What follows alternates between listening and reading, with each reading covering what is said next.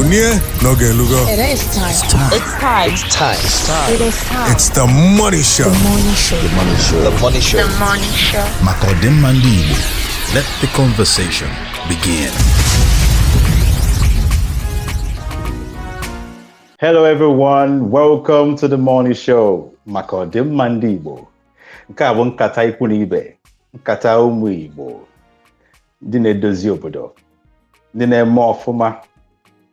Igbo nọ n'ebe niile. Afọ m bụ Chuka.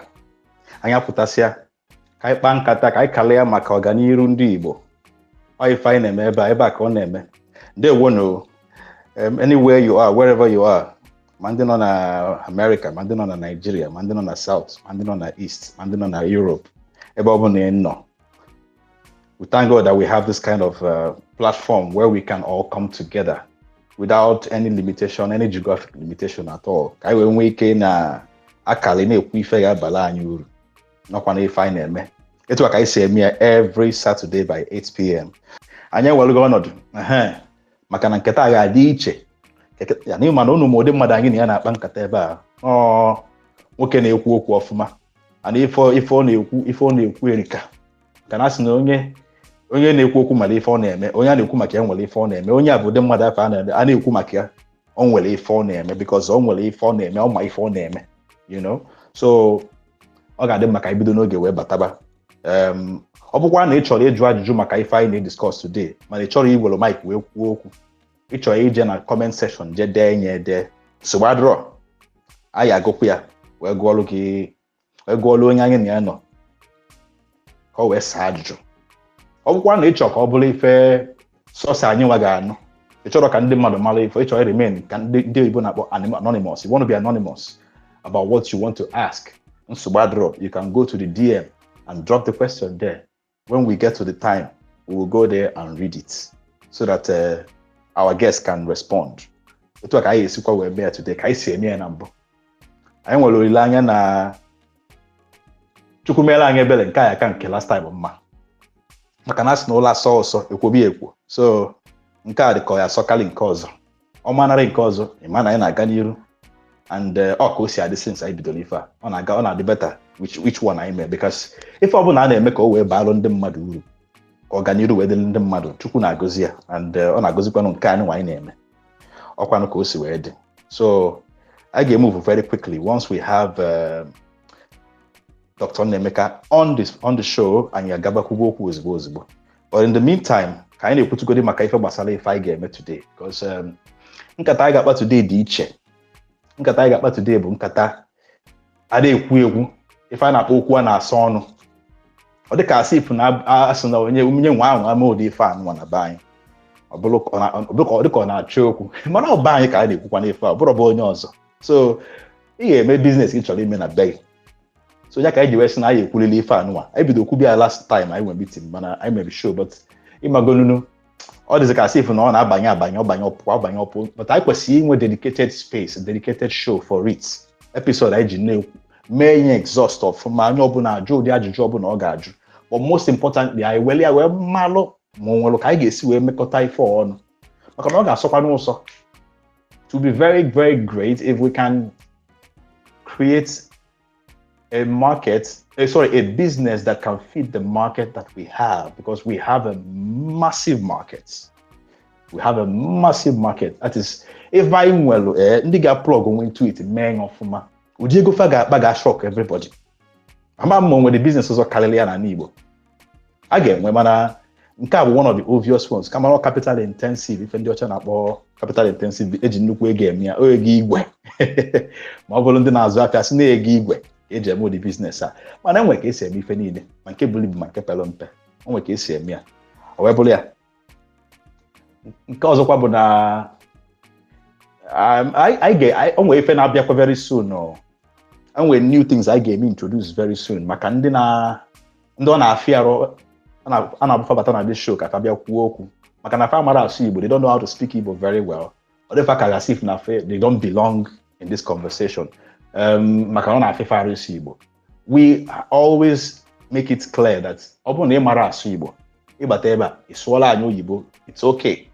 Ọ bụkwa na ọ masịrị gị ịsụ Igbo na ịma asụ, na ọ masịrị gị ịsụ Igbo, sụkwa Igbo ọ na-asọkwa anyị ụsọ nke ọbụla anyị nwere discrimination when it comes to language here because anyị ma there were so many of us na amara asụ Igbo and ọbụrụ of their making or upbringing opportunity bụkwa n'ife niile you know mụnwa ma asụ Igbo ọfụma bụ maka na nne m na nna m bụ ndị Igbo amụ m n'ala Igbo a na-asụ Igbo na be anyị mgbe m na-eto so I will consider it a privilege ma nne ndị ọzọ anya parents fa asụrụ Igbo n'ụlọ ka ọ nwere ofu nwata nwaanyị nọ na-agwa m problem ọ na-enwe maka Igbo sị m na nne ya mụtara ya n'afọ bụ onye na-amụ ya mmụọ na-asụ Igbo just imagine that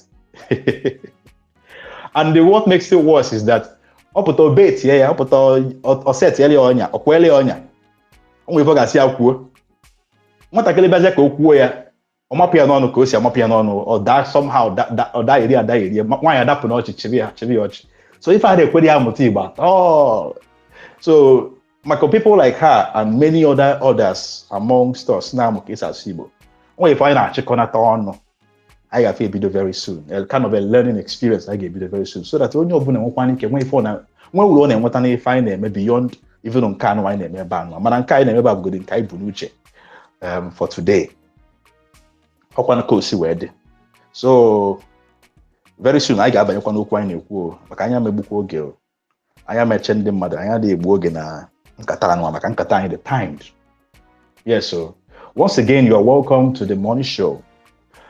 MONI bụ an acronym for maka ọdịmma ndị Igbo and this is a conversation for ndị Igbo chọrọ ọganiru where we come and rub minds, share brilliant ideas and then see how we can formulate solutions to these problems anyị amagasị na-enye anyị nsogbu ọ dị ka nke anyị fụkwa last week nke anyị fụ na weekend gara aga all these things are problems na-akpagbu anyị and the truth is that ebe eziokwu bụ na fa niile nwere solution kama nọ ndị mmadụ bịakọtazi ọnụ onye nke kwuo nke ọma onye nke ekwuo nke ọma onye nke eweta nke ọ nwere onye nke ọzọ eweta nke ọ nwere ma network ma connection ma ego etikọtazi ya ọnụ with ideas and wisdom and intelligence amalụzi ka a ga-esi wee dozie ife o wee gaala anyị and ebe ọ bụ na efu these problems a na-enwegasị at the root of it bụkwa economic problem ndị a na-agba aga na-akụwasị everywhere fe nwere ọrụ fa na-arụ that is the truth if they were gainfully employed and well educated enyefe ezigbo school fa ga-eje mụta ife nwee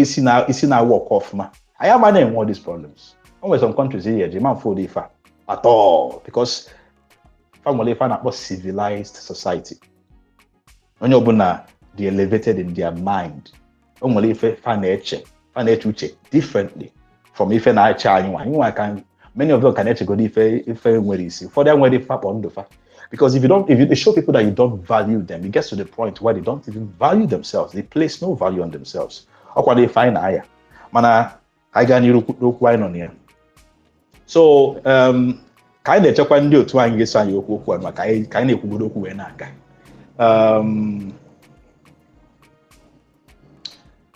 Again, just like last week, joining us on this show just like last week is one of our most brilliant minds. And I don't know where one of the new discoveries of our time, you know. His head is very hot. Nanapo eggheads, you know. And only also depending like about him. He's an executive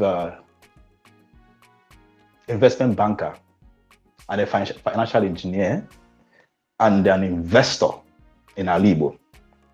Responsible for a lot of projects and now. That is important. I'm talking about none other than Dr. Nemeka Obiariri. Welcome, Doc. Thank you, my brother. Thank you, one name. Thank you, Na. No.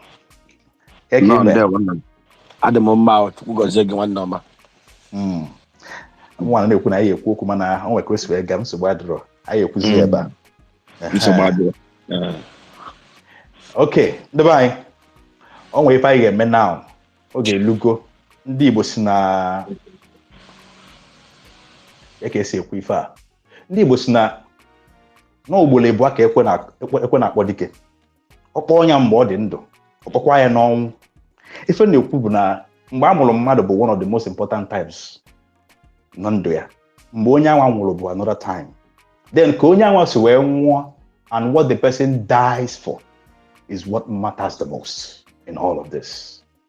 No mana onye ọbụla deba mana a few days ago ka anyị ji wee na-elota ka a na-akpọ commemoration ndị ụmụnne anyị, ụfọdụ bụ grandparents anyị, ụfọdụ bụ nna anyị, ụfọdụ bụ nna nna anyị, ụfọdụ bụ nne nna anyị, ụfọdụ bụkwa na uncles, aunties, ndị nwụrụ n'ọgụ, ụfọdụ nwụrụ n'ilu ọgụ, ụfọdụ nwụrụ n'azụ ọgụ, ụfọdụ nwụrụ n'ime village, ma ndị etigburu etigbu, ma ndị ọkụ gbagburu agbagbu, ma ndị dalụ n'ụzọ, ma ndị mgbọtụgburu.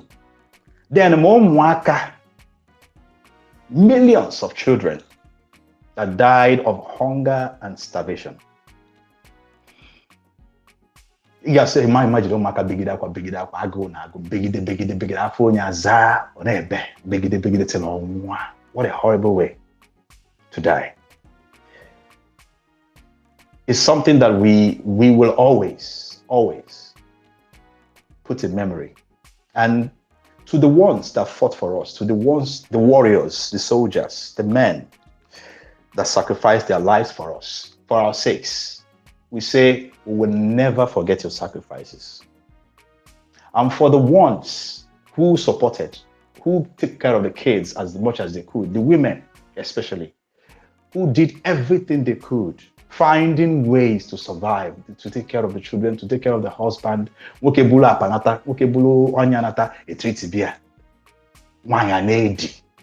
will always remember you and what you did. And to the children, some of us, family line, they don't think because all man didn't do man didn't because some of them could have become governors, ministers, senators, captains of industries, big large-scale importers, doctors, professors, authors, even musicians, reverend fathers, pastors, what have you, anything you can imagine for greatness. We lost all those great people in that period in form of Omoaka. So destinies were wasted, potentials were wasted, talents were wasted. We say to that, Ozemekwana, Makana, or maybe again, we can't afford it. Kemele is go. But we will always remember this because this is a part of us. This event that happened in 30 months will remain at the soul of our history. It can never be deleted. We will always remember it. We will always honor it. And I would like us to take about 60 seconds and take a moment of silence, a brief moment of silence for these beloved ones that we lost. May their beloved souls continue to rest in peace. And may the sacrifices they made never be in vain. Okay, Kaiganiru. Once again, this is the MONI show. And MONI means Makodemandibo. I name it every Saturday, 8 p.m. Hopefully we'll end it by 11 today. This is where we come and talk about our lives, our economy, our situation, our issues, and look at how we can solve them. Look at how we can play important roles, significant roles, small roles in contributing to the development of our society as Igbo. I name it in different ways, but it's just simple, civil, constructive, and objective. Just come and talk. Sometimes when we can we debate. Sometimes one just kata. Sometimes when you share insights with Ify name. Looks like today we have a guest today, and we have already introduced him. Although he's not here now, but he will come back soon. But while we wait for him, I would just like to say this. I will pass some rules here. When you grab the microphone, just understand that we want you to go straight to the point. Good. So when you got the mic, first thing is mute your mic. Second thing, go straight to the point when you are asked to speak. Third, stick to the conversation. Then the last one, Bolo, avoid a noisy environment. Interrupt if I if I know we can a very smooth conversation, Okay, Doc, you're welcome back. Hear you. Okay. I can hear you.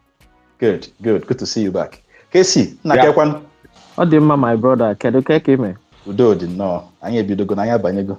Okay, this is a very important conversation. Ọ dị ka asị ifu na enwe business emere ndị Igbo, nwee nke ndị Igbo kwesịrị ime, which is something that doesn't make sense. Because in anya ọfụma na the indices, in anya na the stats, in anya na the figures, efu na ife erika. Onye ọbụla bụ onye Igbo nwe ndị na-ata na family fa. Ka bụ normal. And ebe ọbụla anyị na-eme emume, ma anyị na-eme ikupụta nwa, ma anyị na-eme traditional wedding, ịgba nkwụ nwaanyị, ma anyị na-eme burial, ma anyị na-eme memorial, ma anyị na-eme anniversary, a na-ata anụ. Ndị ga-ata anụ ga-ata anụ. Ndị bụkwanụ vegetarians ama ata, nsogbu adịrọ, ma ndị ga-ata anụ ga-ata anụ. And some of these events a na-egbulili efi, especially burial. Ọ bụ part of the law. Nna onye nwa gbuo efi, nne onye nwa egbuo efi. O nwere ike bụrụ in-law na-akpụta ofu, onye nkọzi akpụta ofu. Ọ bụ na 3 in-laws, o nwere ike ịbụ anụ akpụta efu na-abụ, sorry, ọ efi ịtọ. Ọ na-ewuzi ewu, ọ dịzị ka ife eji eme competition, but ọ na-eme stage. And finally bụ n'ala Igbo ka a na-eme ya. What this means is that in anya closely at the figures, if you na ego kali, I were more than 90 or about 90 local governments na Igbo, Southeast in particular. And with that, you guys, when I were about between 10 and 20 wards in each local government in the Southeast. So I got the middle ground, saying I were 15 local governments in each, 15 wards in each local government. Even the use of ward, but I am a village when I'm an Igbo, when I'm a ward when I'm an Igbo. So I use a ward, and up to 15 wards average in each local government. So Eba call your below 1,350 wards. Time when I'm Igbo. How big a ward? A ward we can with many villages near. So Kaisi can win no one burial at each village. Before name Thursday, before name Friday, before name Saturday. Every weekend I one burial at each village.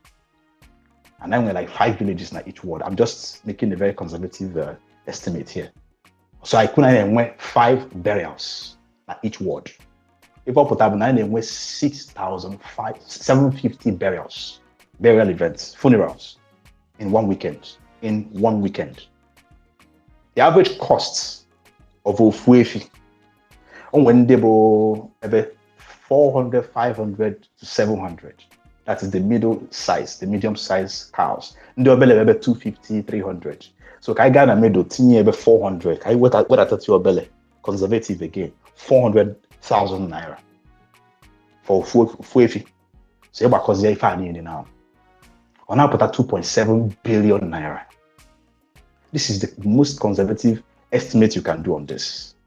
If I spend minimum on buying a fee every weekend. So a guy in Apple like this, I'm buying one market every weekend. Just imagine they produce if I go. The size of this business.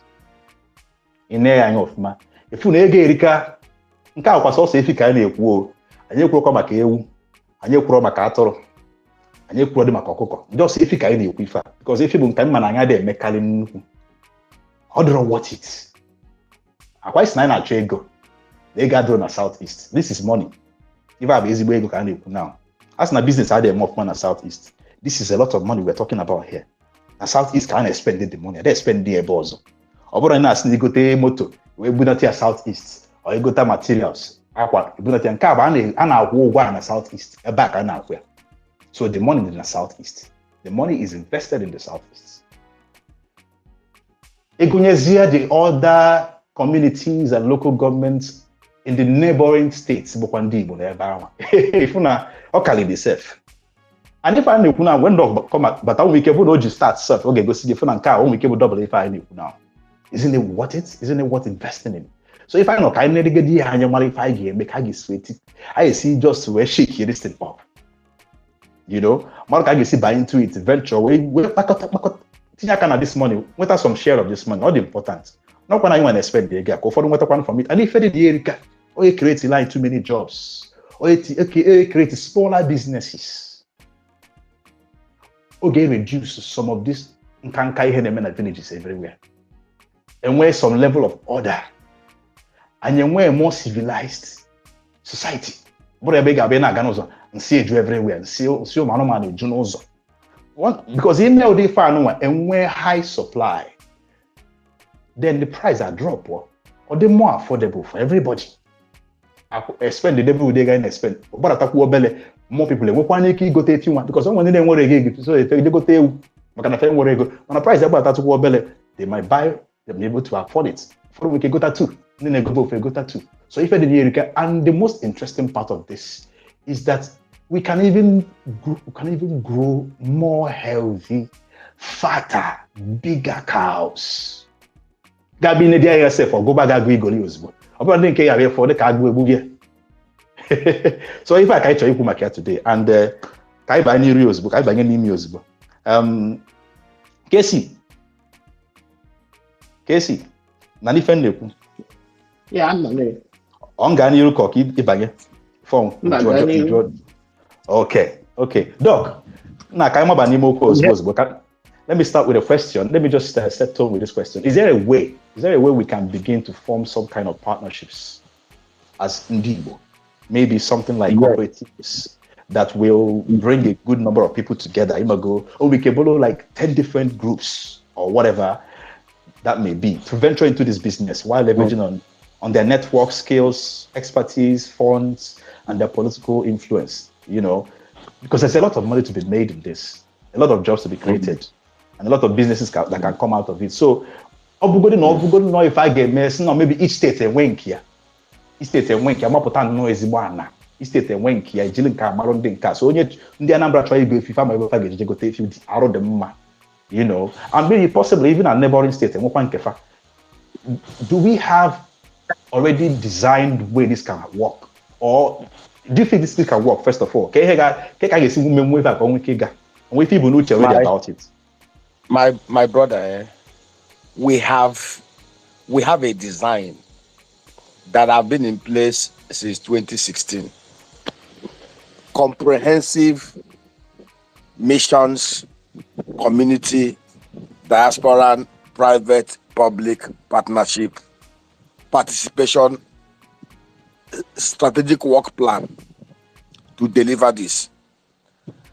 Honestly speaking, if not for the issue of the Land Use Act that made it compulsory that government must be involved, especially in the issue of certificate of occupancies for the clusters of land that we need to use, and in terms of providing security, because even if we decide to provide our own security today, which we can provide, to arm those security agents with the light weapons or whatever that will be required to protect the place we involve government. If there is a way we will have done this thing without government participation, we will have done it long ago. Because the structure that we have put in place is a structure that does not require government putting in one kobo. We don't need government one kobo. In 2007, 2008, I was privileged to lead a team. I was head of corporate finance in a deposit money bank. Like I mentioned to you, in the course of my tour of duty across the Nigerian financial services market space, I got to meet loads of Igbo diasporans.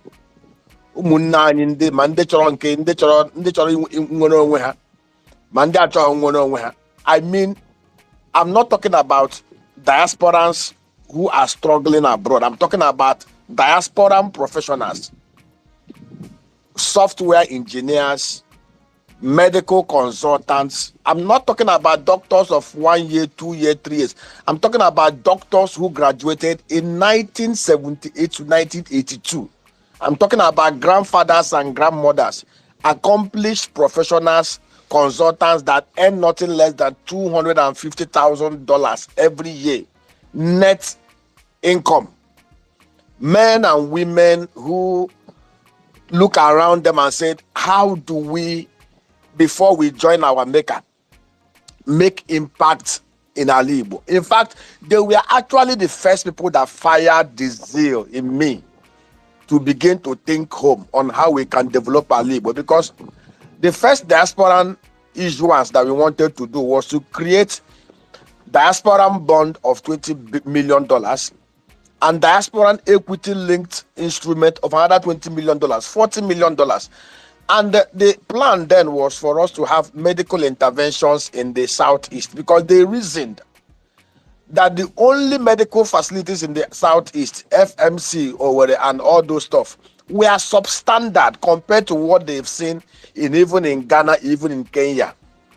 And their plan was, if we could raise that money, they could take up one of those clusters and the hospitals in any of the Southeast under a PPP arrangement, lease it, and then turn it into diagnostic medical centers, working with this conglomerate that I've always referred to, ESMED Tel Aviv.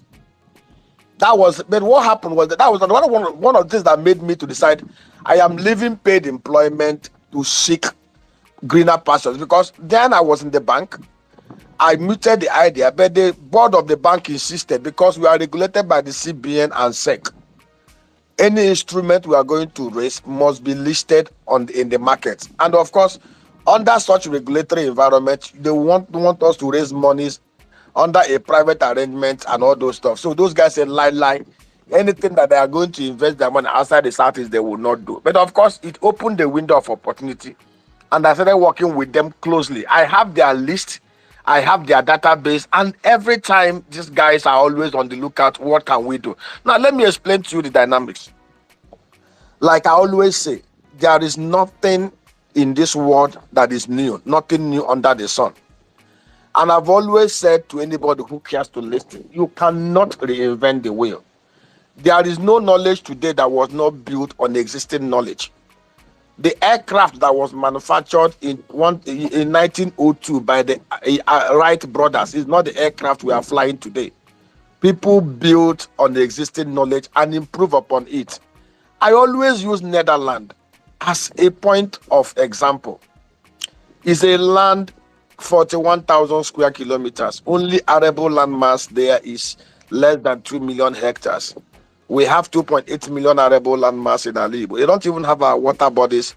They don't even have the amount of rainfall and sunshine that we have. And I even learned recently that they even did 1,480 kilometer wall to prevent ocean waters, because ocean waters coming into the land. Because if ocean water can come in, half of the city will sink. But these guys, population of less than 20 million, they are smaller than even Igbo at home as are today. We are Igbo population about 45-50 million strong. 22 million of us are at home. The rest are in diaspora, both local diaspora and outside Africa diaspora. So, but these guys, I will give the example. They have, and it is the same model, because when I'm talking about people. I'm not talking about. I consulted with them. We've had arrangement. We've signed MOUs, and one of the reasons why they themselves also understand this market. In fact, it was through them that I actually clearly understood the size of the market. It's a 2.46 trillion naira market.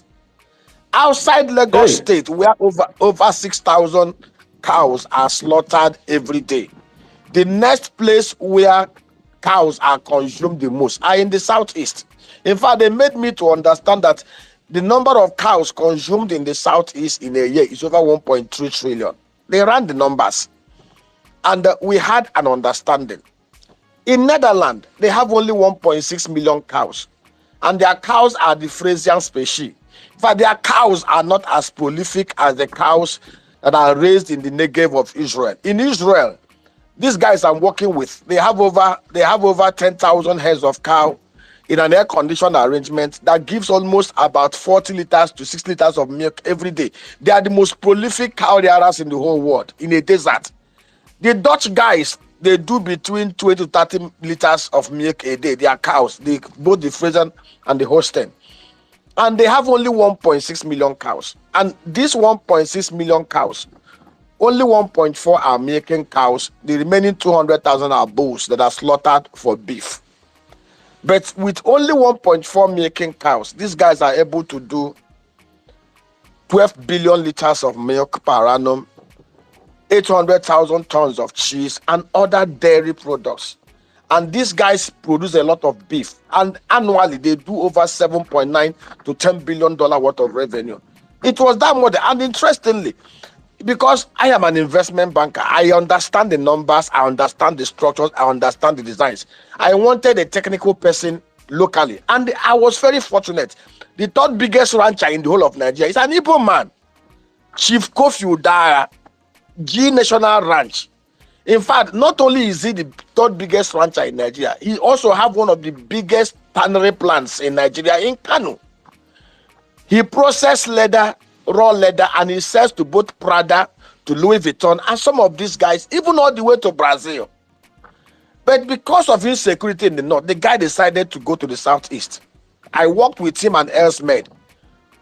Elsmed was willing to stake their own contribution. They were going to contribute by bringing all the calf that we would need, the species that we wanted. G National Ranch own was to provide the equipment. Elsmed will provide the cows and the equipment. G National Ranch is to provide his own equity contribution. All that the state governments wanted the state government to do in Imo State then was in every, we didn't even want to go to local government, in every senatorial zone. Let us work with the communities to secure at least 500 to 600 hectares. That is, remember when I said it is missions, community, diaspora, private, public partnership arrangement. The community's contribution will be their land. And unlike the criminal arrangement where governors will take people's land without paying for it, we said no. Land is very, very precious in our Igbo because we have smallest land mass of the 6 regions. I would say any community that we are going to be working with, if they are donating their land will be valued appropriately.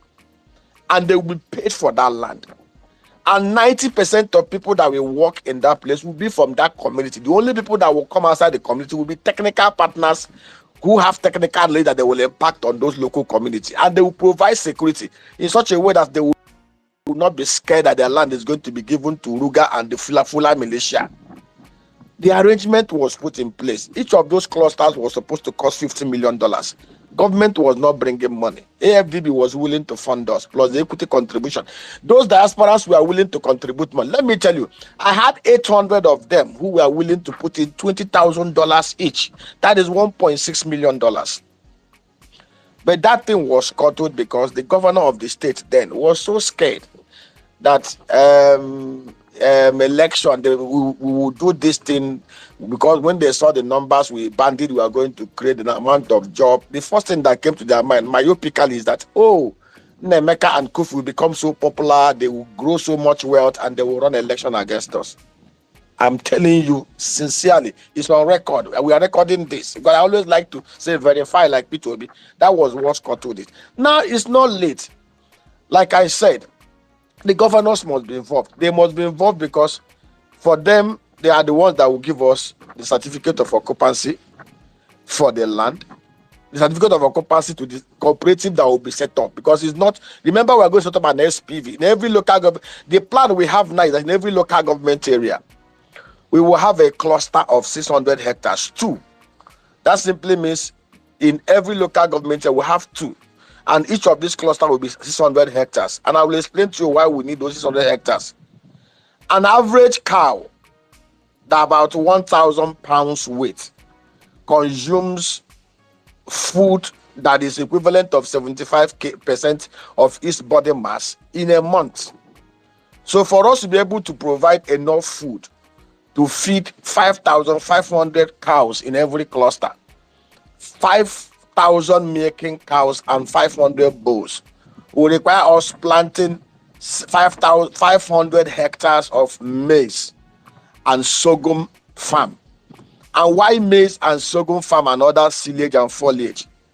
The one of the biggest animal feed is cow, and we are going to be doing the Californian species that does about 10 tons per hectare.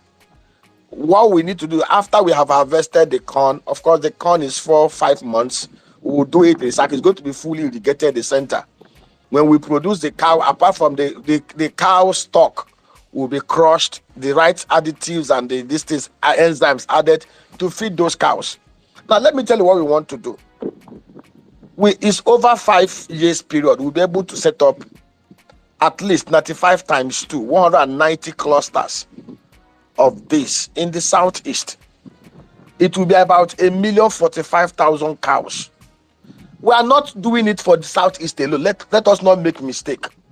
We are doing it to be able to provide, just like what the Dutch guys and the Israelis are doing, to be able to provide enough milk, enough yogurt, enough dairy products, enough beef in the southeast, and be able to cover the whole of the south and the middle belt of Nigeria, even to our neighboring countries like Gabon, Cameroon, and other places. The arrangement is very simple. A cluster of 5,500 cows, to set it up is an average cost of $1,200 per cow, including the calf cost and the cost of setting up the equipment. I have a 400 pages business plan that we took our time to develop, working with some of the best hands, technical partners and equipment providers, and even feedlot provider and everything. Basically, what we want to do, when we do this in the southeast, we'll be able to produce 7.6 billion liters of milk. We'll be able to produce about 500,000 tons of cheese. We'll be able to generate nothing less than $3.46 billion annually.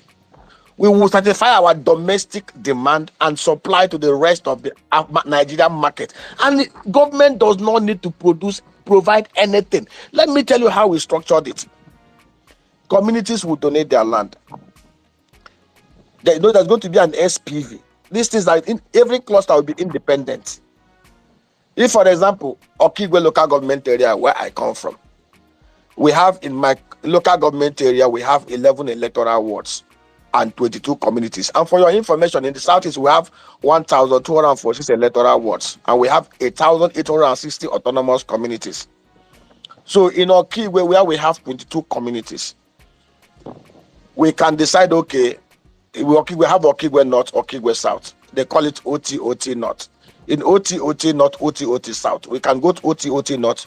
We have one or two communities, maybe Ezinachi and Oge. They will provide 600 hectares of land. That land is their land. We will value the land. An SPV will be established. The SPV says, for example, I'll give you an example now. To set up a cluster of 5,500 cows, 5,000 milking cows and 500 bulls will require average of $6.6 million. By the time you put the infrastructure, the walling of the place, the road network, and the industrial borehole and everything, and of course you remember that we are going to put a biodigested turbine. The animal poo that will be produced will be used to provide light in that place and provide organic fertilizer that will be used to fertilize the farm for production. It's going to be organic. We're not going to be using synthetic fertilizer. And we are also going to be using solar to ring fence the light and also to wire it in case people that want to encroach into it. So in every cluster, it's about $10 million that will be required. So this $10 million is the value of the project. Now, when we value the land of the community, assuming we value their land 600 hectares, and that land comes to say, give or take $500,000. That $500,000 will belong. The community will set up a cooperative. That cooperative will own $500,000 equity shares in the company that we are going to set up. If the state decide they want to do the road, or they want to help us fence the place as their contribution to the local government chairman, it's transparently done. We value the work that they are going to do. If it's $500,000, we'll put that $500,000 into that SPV as their equity contribution. They own it. They can use their Imo State Investment Corporation, or if it's local government that is funded, they can use Okigwe Local Government Investment Corporation to own it. SMED is bringing in 5,500 of those calves, making cow and bull. If they are selling it to us as say maybe $500 for one, we'll value it. So if they are bringing 5,500 cows and it's $500. That simply means their equity contribution is $2.75 million. We'll record it there as their shares in the SPV. They start in the CAC. Of course, they're going to bring other equipment, like equipment that will be used to build, fabricate the place, the making machines, the making parlor, and all the rest of it. We'll value it. Transparently done. When we've done it, the diasporans from Okigwe, I know a lot of them who have indicated interest. I personally, I will stake at least. If I close my eyes personally in every of the local government areas in Imo State, I will mobilize my team, my group to invest at least, even if not at least $200,000 in each of them, because I know the value of what we're trying to do. More quite doc. Now let me tell you. See, it's a no-brainer. Let me tell you why it's a no-brainer. I told you a story about a young man in Canada that approached me. And let me tell you, I have an auto business. People don't know why I set up that auto business. I set up that auto business as a store of money. I didn't set up because it's something that I wanted to do, because I don't like stretching myself thin. I have invested in a lot of things that got my fingers burned because of trust issue. So I now said to myself, a lot of Nigerians want to jackpot. Most of them, you will see a GM in the bank. He has done everything. He wants to sell off everything he has. You will see a Land Cruiser Prado he bought for 60 million. He wants to sell it for 20 million just to quickly get cash and leave Nigeria. I will buy it and I will pack it. It's a store of money for me because I know the value. And one day somebody will want to come and buy it who doesn't want to jackpot. I will sell it and I will double the money. At least if I sell it for 100% return on investment, which is able to cover inflation rate of 40%, cost of insecurity and everything. Because any investment you do in Nigeria is less than 60%, is a loss.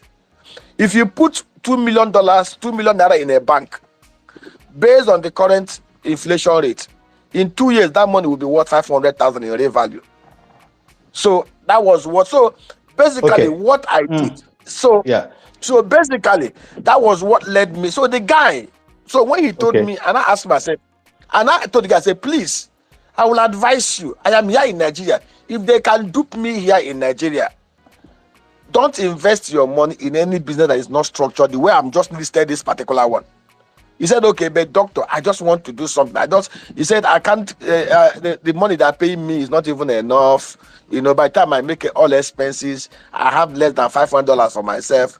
I just better, I can borrow money. I have a good credit. You know what? I'm telling you a story between me and the diaspora. And my brother, he said, I have a good credit record. I can easily borrow $10,000 at average cost of 2-3%. I said, okay, borrow the money. The only thing you can do is buy a car and ship it. We will help you sell the car in Nigeria and return the money to you. So we ran the numbers. We know the amount of money they sell those cars here. And the guy quickly bought the car and shipped it. And the nominal value of the car and the price he sold it, he will have made 70% profit. But he was caught by the foreign exchange devaluation. By the time, operationally, he made profit. But foreign exchange devaluation knocked the guy out. By the time the guy now converted the naira to dollar, the money was less than $3,000. The guy entered base of $7,000, money he did not eat. And the guy swore to me that he will never do such investment again into Nigeria. Now, for such structured investment that we are putting in place, the guy can actually borrow $10,000 and he will not lose his money, because even if he borrows the money and put it, the milk we are going to be selling the milk. We are going to be pricing it based on dollar, because we are substituting imports. As of today, Nigeria imports over $1 billion worth of milk and dairy products. So basically, we don't have any competition. If our frozen and roasted, let me finish. The kwashiorkor cows we have in Nigeria cannot do up to 3 liters of milk a day. So if we have the special breed that can do up to 20-30 liters a day, we will be able to make enough profits. We will hedge our profit in dollar, our market pricing in dollar. We will make enough profit for those who borrowed money from diaspora to invest here, not to be beaten by the kind of experience they had here under the last 9 years. So I know, I just did this summary. I can tell you, it's a structured. Let us break this down a little more, by getting into the nitty-gritties of it. But before then,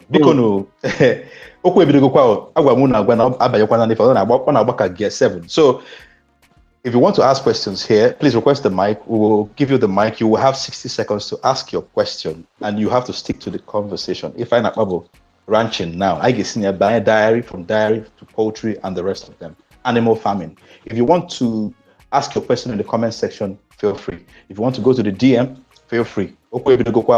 Please, we have a limited amount of time for this conversation, and once it's 10 p.m. or 10:20, we cannot accept any other mic request. So this is the time to request your mic. Doc, this is a lot of research. This is so full. Okay, I break here down. Casey, take it from me. Okay, Chika, thank you. Doc, Dalo. God bless you. There's been so much said already.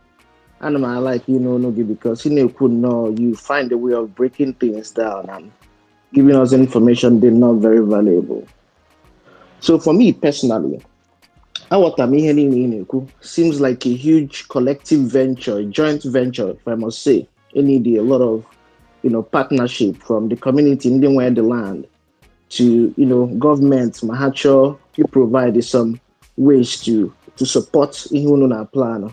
Plus, individual investment itself. You could go to an equity structure, a bond structure. People can buy into as a way contribute to invest in it. But I want us to bring it down a little bit to the average person. On your choice, no small scale farming. Say no. You know what? Actually, maybe I know now this livestock. I want to use ranching as a way for me to start, as opposed to, bird farming and so many of the other alternatives that are not very prominent. So that average person knowing his own thing by himself, without thinking of at this very stage, he collaborating. The first thing you're getting, obviously, a lot of information. Secondly, you're getting ego, needs a lot of capital resources. But I need him, open ego. How can you provide information to that single person? Say, I need you already. I have a place in my land in the village, and I want to try this out as a way to start. Maybe me and one other partner, somebody very much interested, not mainly in a large scale or an event, in a joint venture strategy, but just me and somebody in trust to be very close to me. I want to start very small and see this as an initiative to be able to go in the long run. I want you to focus on the steps and then the profitability of that venture, because in Haine there's a lot of demand in it. Chuka Bido with some of the numbers in terms of how much demand, even on a weekly basis. I think right now about 85% they produce here. It's not mainly even done by a region. It's done in the north. Meanwhile, livestock accounts for over 50% of some of the demand I know right now. So there's huge demand for it. But actually, not on a bigger scale, but on a smaller scale, we have the capital, we have the land. Care steps, how can we proceed? Thank you, Doc. Okay, good.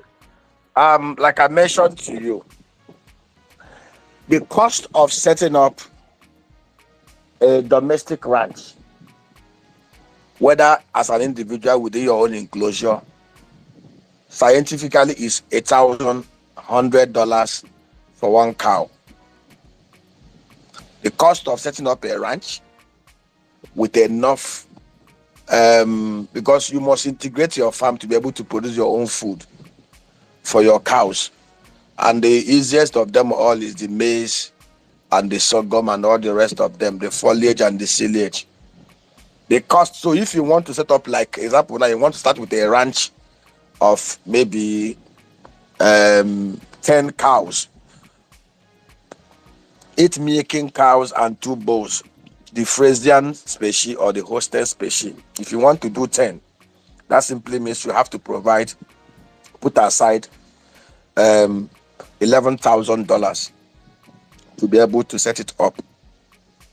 If you want to do 100, that means you must have to set aside at least $120,000. I have a friend who was an ex-Shell executive who set up one in his village in Mbise. He has there now about 150. The guy won a massive EFI.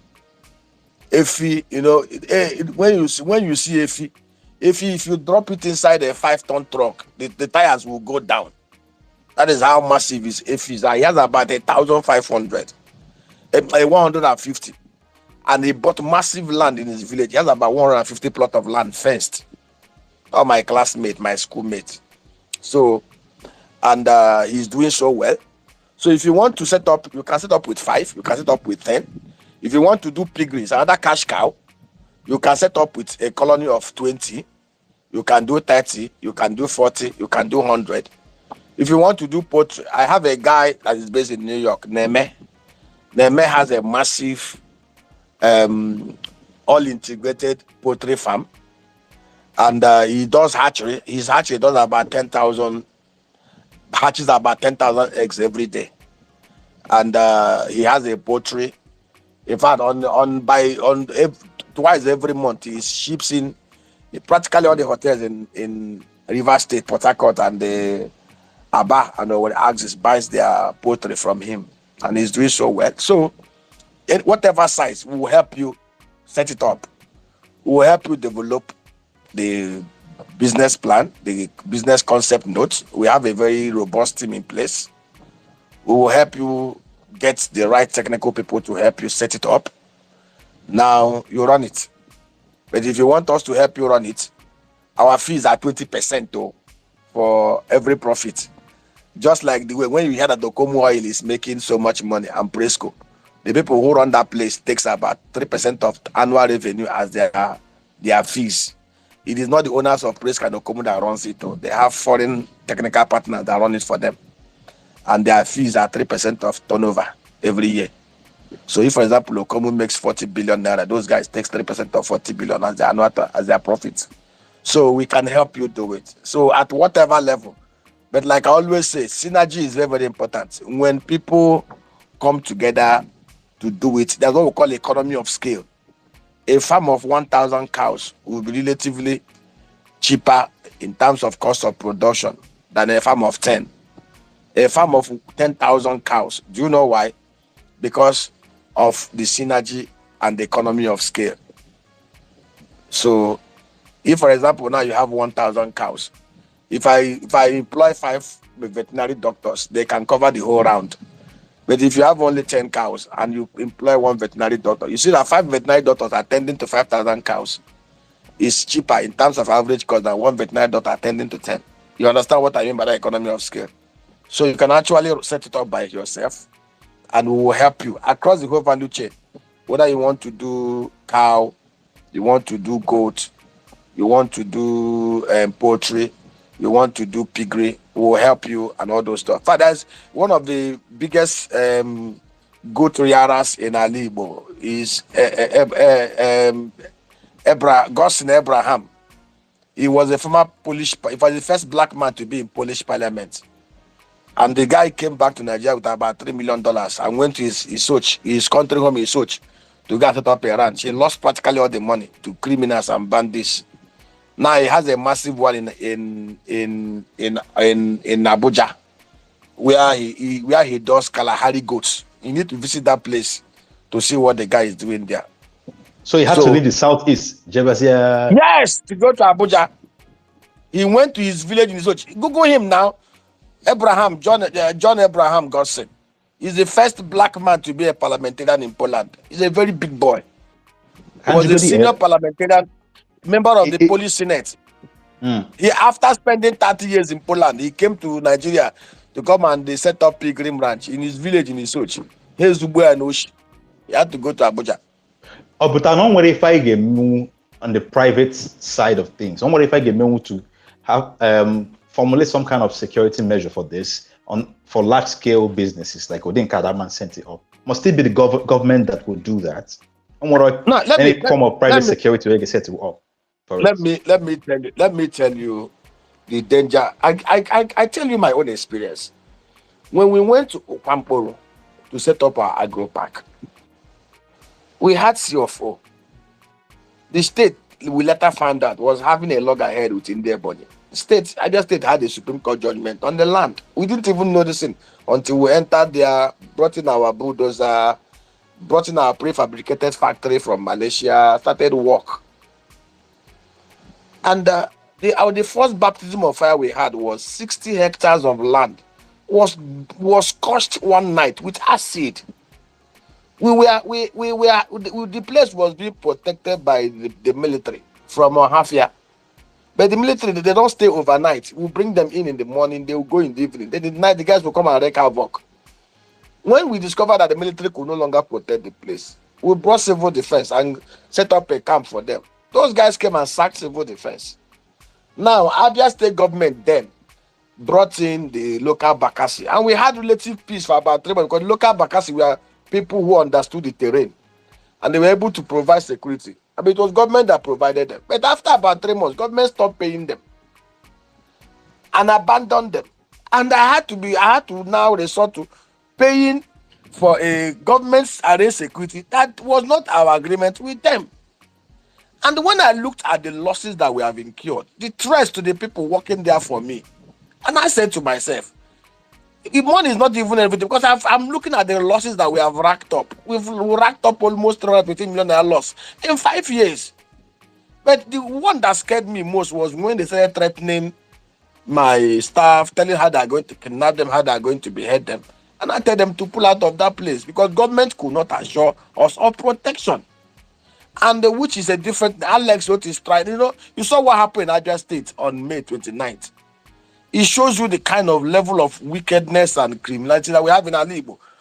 Let us stop deceiving ourselves. I think there are elements within us who either out of inherent wickedness or out of I don't know how to explain it, or out of uphobia or whatever. When they see somebody doing so well or making progress, they want to distort it. What happened in Abia State on May 29th, if you look at it, is not isolated. How come of all the states in the southeast, the only place those criminals tend to go and strike is Abia State? They left their heavens in Imo State and other places where bad governance is happening to go and hit Aba that LS is trying to create a 24/7 economy. In Aba, even people now trade in the night. What they are trying to do was to stoke fear in the heart of the people. Like I said, if in this arrangement we are doing, we can actually provide security. We can actually pay our security. But if we bring 20 people to protect the place, I as an individual cannot get the approval of National Security Advisor to give us AK-47 or AK-49 because they will be afraid of people forming arming non-state actors. Yes, but if the state governors in every local government area said, okay, set up a vigilante of 50 people. They are uniform. They register them, do biometrics. Army knows them, police know them, and they give them AK-47. At least they know the environment. If we have 50 people or 20 people armed with AK-47, they can protect the place even better than the police and the army because they are locals. They understand the bush path, and they will have their dogs. Because most of them are hunters. They will have their dogs and everything. They will have their drones. But I, as a person, even if I have all the monies in this whole world, I cannot be able to arm anybody to protect my farm without government input. And that is why it is so disheartening. You see, this is I say every time, or we write every time. Let me tell you here, bros, if today God helps us and the majority of us gains common sense, and we have governors in the southeast with the mindset of Alex Oti or P2P, and there are 5 of them, I tell you, as God live, we can build a $20 billion revenue economy every year. We have everything. We have the land, we have the people. Do you know that if we decide today, if we have a P2B in Imo State today, and he decide to do projects worth $5 billion, and he issues diaspora bonds to finance it, Ndi Igbo we jump on top of themselves to subscribe and fund it because they trust him, they believe in him, they know he's not going to use their money to go and buy a house in Cayman's Island. Governance is all about trust and confidence. So 100%. Okay, did you see I saw the video of a lady in Enugu that says she went to Cash and Carry to go and buy bear pepper. She says she bought 3 bear pepper. The 3 bear pepper is 400 grams, not up to 1 kg. And she says she paid 11,000 naira. Ask anybody. If you go to Ebano, 400 grams of bear pepper is 11,900 naira. But I can tell you now, we have over 20 greenhouses that we have developed, both from Obunike to Oka to Enugu Agede. We are doing about 40 now with the mayor of Abia Umuahia North. We are fencing the place and we are going to start doing it. And let me tell you how we are funding. It's not my money. Most people think it's my money. It's not my money. It's trust. I have diasporans that have subscribed. I have a medical doctor who has paid for 10. I have another guy who works in Bank of America Merrill Lynch who is paying for 20. Our own is to manage it, and I will take 20% of the profit as our fees. Yes, and now, do you know what will shock you? Let me tell you what will shock you. Do you know that the greenhouse we are doing, the person who is supplying us the feed, the hybrid greenhouse that can do about 20 kg per square meter, which is the highest yield you can find anywhere in the whole world. It's a Professor Wojeku, who is an Igbo man. He's a professor of agronomy in MONI University in California. And do you know that at our production cost, we can sell a kg of that bear pepper for 5,000 naira, which is 10% of what they are selling today, and we'll still make 10 million naira per greenhouse every year as profit.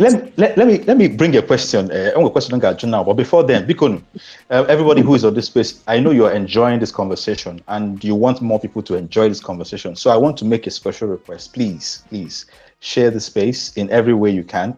Post it, send it to your DP, to your DM, to people in your connect, and then send it to people via WhatsApp. Anybody who you can bring into this conversation to come and join us, so we can expand this conversation and let everybody know what's going on and what's possible. We can now see clearly if ever our challenges. It's becoming clear that the solution to some of our problems in Ali will be a political solution, but also the economic side of things. Now, Doc, since we have these ideas in place, we have investors in place, we have some kind of a structure in place, we have a blueprint in place, and we have a governor in place who is interested in something like this, who is interested in any form of development, economic development that will empower the Igbos, develop the Southeast, especially Abia State. And I believe is open to investment, even foreign investment.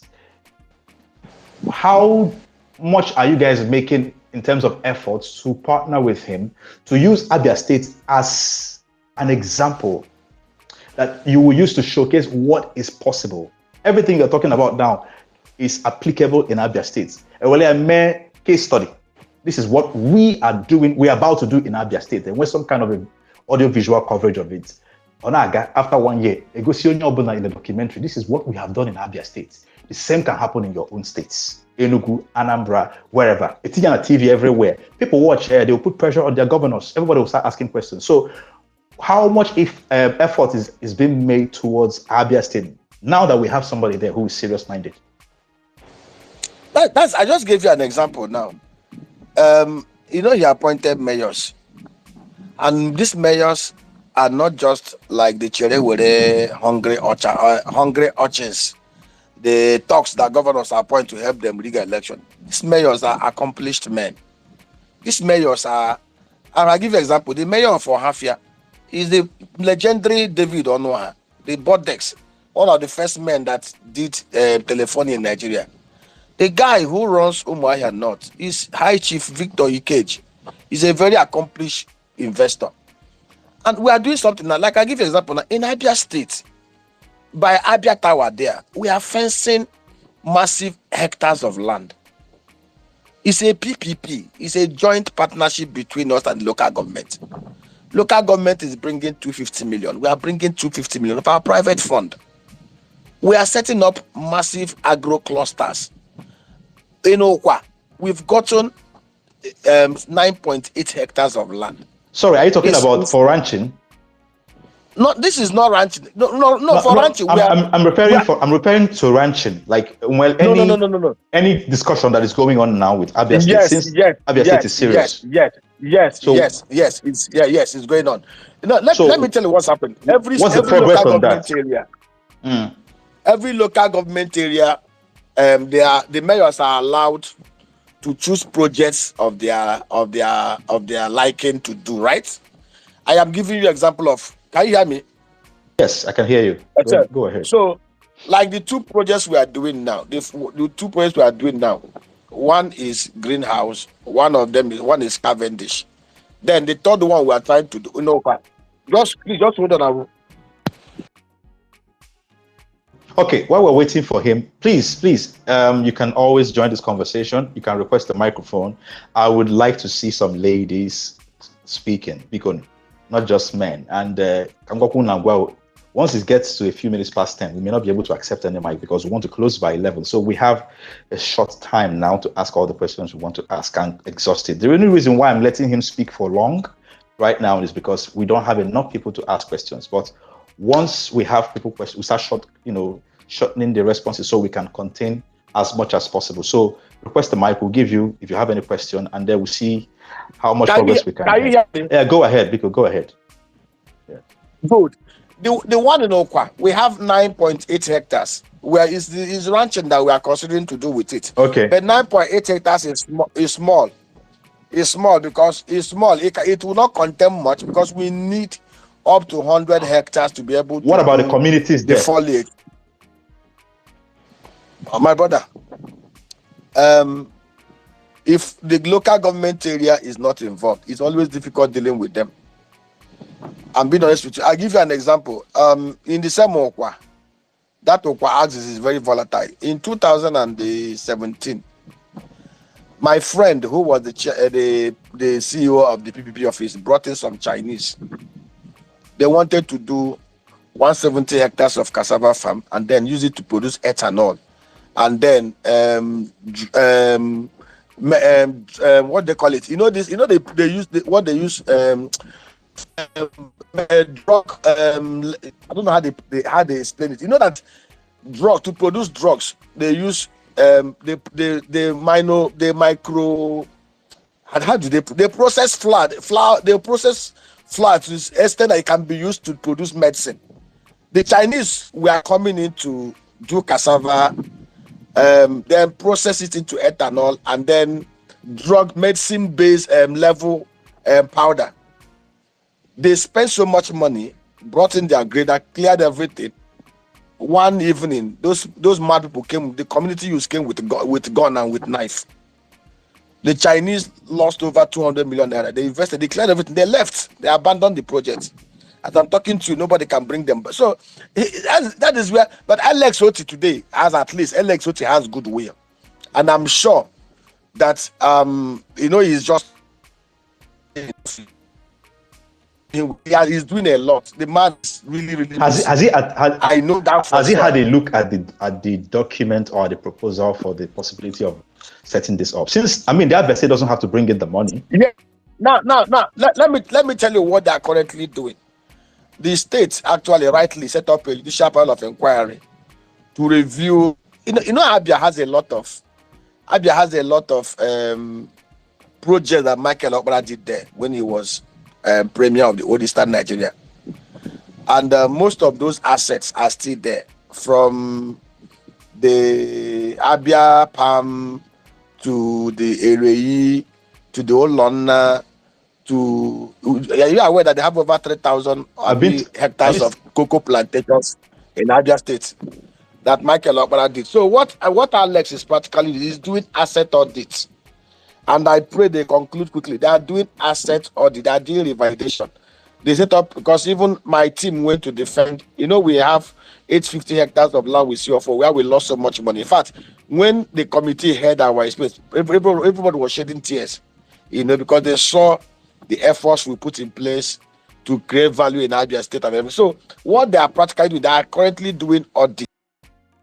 They are doing asset audits. Okay. You can't just jump in and begin to. Alex is a very scientific.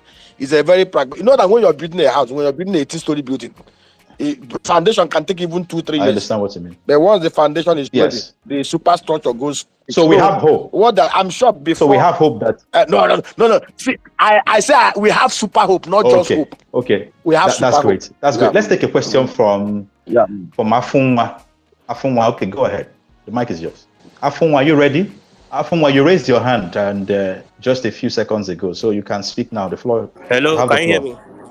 Go on. Ganiru. Yes, Ganiru. I know anything. Okay. Good evening, ladies and gentlemen. Afunwa Collins Okonkwo. I work with an agricultural mechanization company, Akons, in Nigeria here. So I was in the Twitter where full topic if we buy ranching na Igbo, and believe you me, it's long overdue. And what am I saying? Let me go straight to the point and add to what other commenters have said. When it comes to, because right now there's an agri mechanization deal that we are running with Niger State.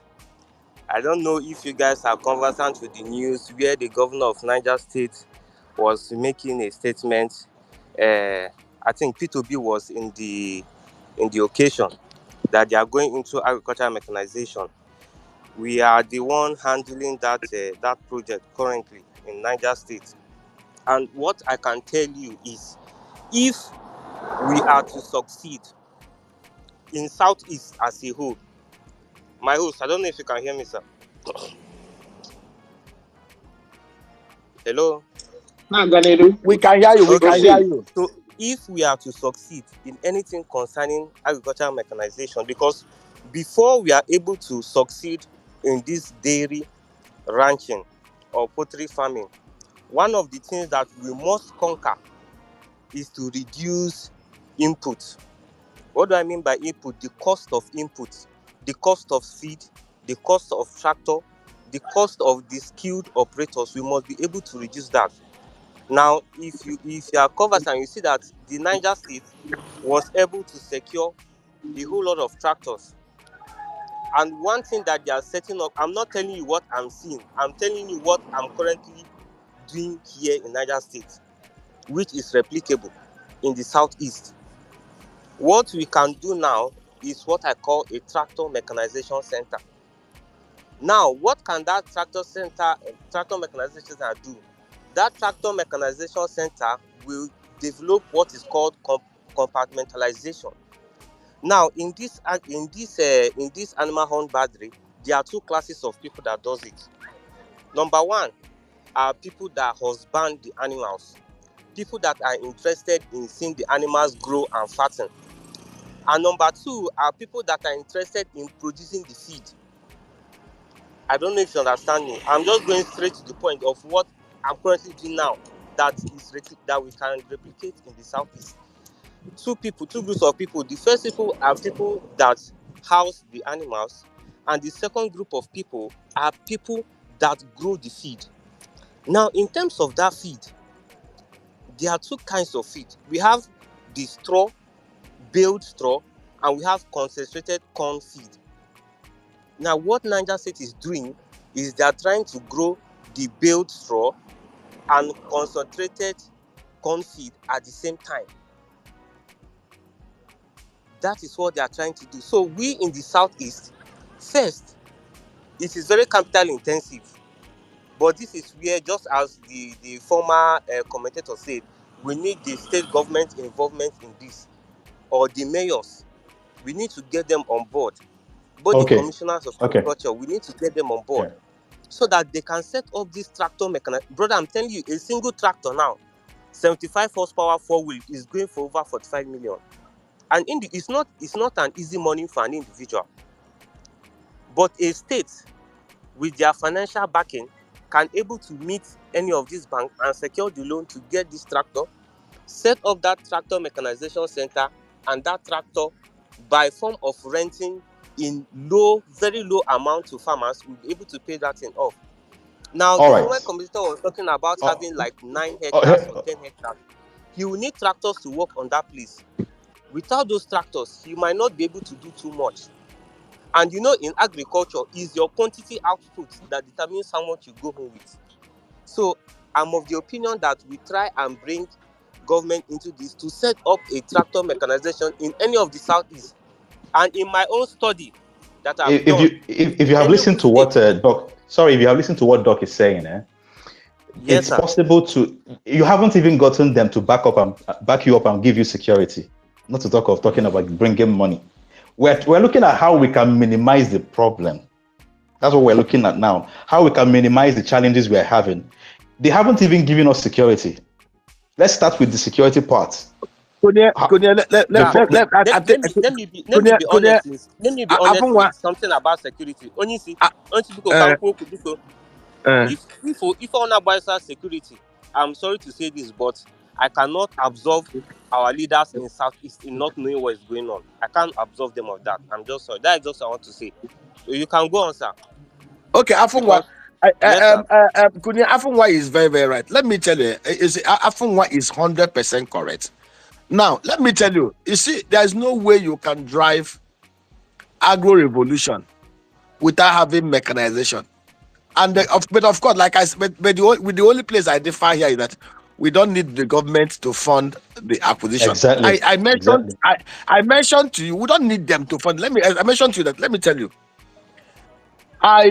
there is a group that we've been talking to. I don't know if you know this guy that the founder of Red Star in Nigeria. He's from Abia State. He's a Otuku man. We had an arrangement. We have an arrangement to bring in tractors. In fact, we were even talking with a group in China to set up a tractor assembly plant in Abia State because of the geometric power, completely knocked down. How did the idea come to be when the federal government was mounting the idea of bringing 10,000 tractors and their accessories at a cost of about $10.08 billion, which is equivalent of $108,000 for one? I shouted and I screamed. These guys will bring in a 75 horsepower tractor into Nigeria at a cost of, with others, at a cost of $15,000 to $17,000, which is about, and what we plan to do, and they're going to also bring bulldozers at a cost of about 70 million. No, $70,000, which is about 90 to 100 million. The plan was in every of the local government areas, in fact, in every of the wards, like rightly pointed out, government is not going to fund it. We have a lot of mechanical engineers who graduated from Futo, from most of the universities, even from Umudike.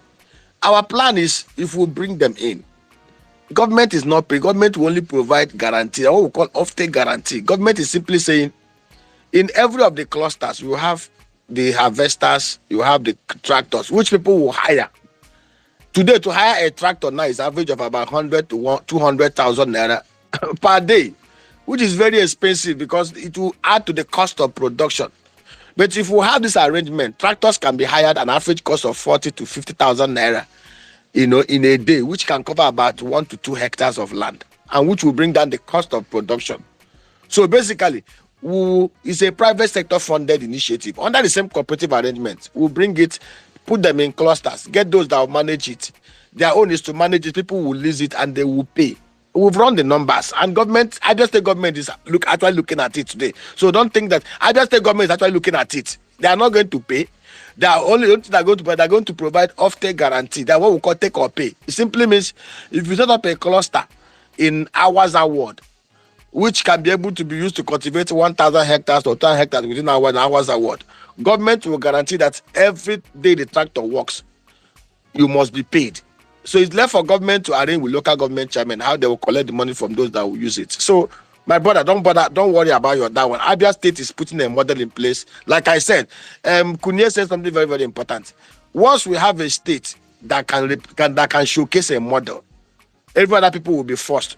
Forget that thing. That thing Niger State government is doing is not the ideal thing. They are using it to siphon money. I will be honest with you. Whenever you see a government telling you they're importing tractors themselves, they are over invoicing it. They don't mean well. In a very honest environment, governments do not involve themselves in most of these things. They only set up the framework, the program framework, the offtake arrangement to enable private sector people do it. Private sector players are the best managers of industry. What government do is provide guarantees to ensure that whatever is produced is not stolen or is not destroyed. Hello, sir. Thank you so So, much, Doctor. my host. I'm sorry Shallow, to. shallow. Let me just. Shallow. You know we're having a conversation here, so one doesn't never get woke. So let's let them ask, then you can come back. All right. Okay, Ernest Okechukwu, let's hear your question, please. Okay, thank you very much. Emonyona, I'm Ernest Okechukwu Osai. Doc, we are grateful to you for what you are doing in the Southeast. Emeka Obiariri, Thank you, my brother. and the host too. Okay, Ekenekwange, the host too, so much too. There. You are doing a whole lot in the South. So, but my question is, I understand quite well that you are doing very well in many states in the Southeast, but I'm from Enugu State anyway. I've not seen you talk about any project at all, any investment in Enugu State. And if we if in Nigeria as a whole, Southeast is the smallest region that has the smallest landmass, and if you come to Southeast, Enugu State is where we have the largest landmass. And in Enugu State, we have a single local government that has the largest landmass, which is Uzuwani. Though I'm not from Uzuwani, but a lot of food comes from Uzuwani. It's very unfortunate that right now we are having security issue in Uzuwani. It bleeds my heart a lot. So my question is, I don't know, in your own capacity as somebody who has been in the bank, you are highly influential and all that. I don't know what you are doing, the program you have with our current governor now, what you can do, to tap the resources of Enugu State and the entire East as a whole. You do quite well in other states, but I want you to extend that to Enugu State. If possible, let us see what you can do and other places. But if there is a determination, there's always a way. Thank you very much. Okay, let me answer you straight.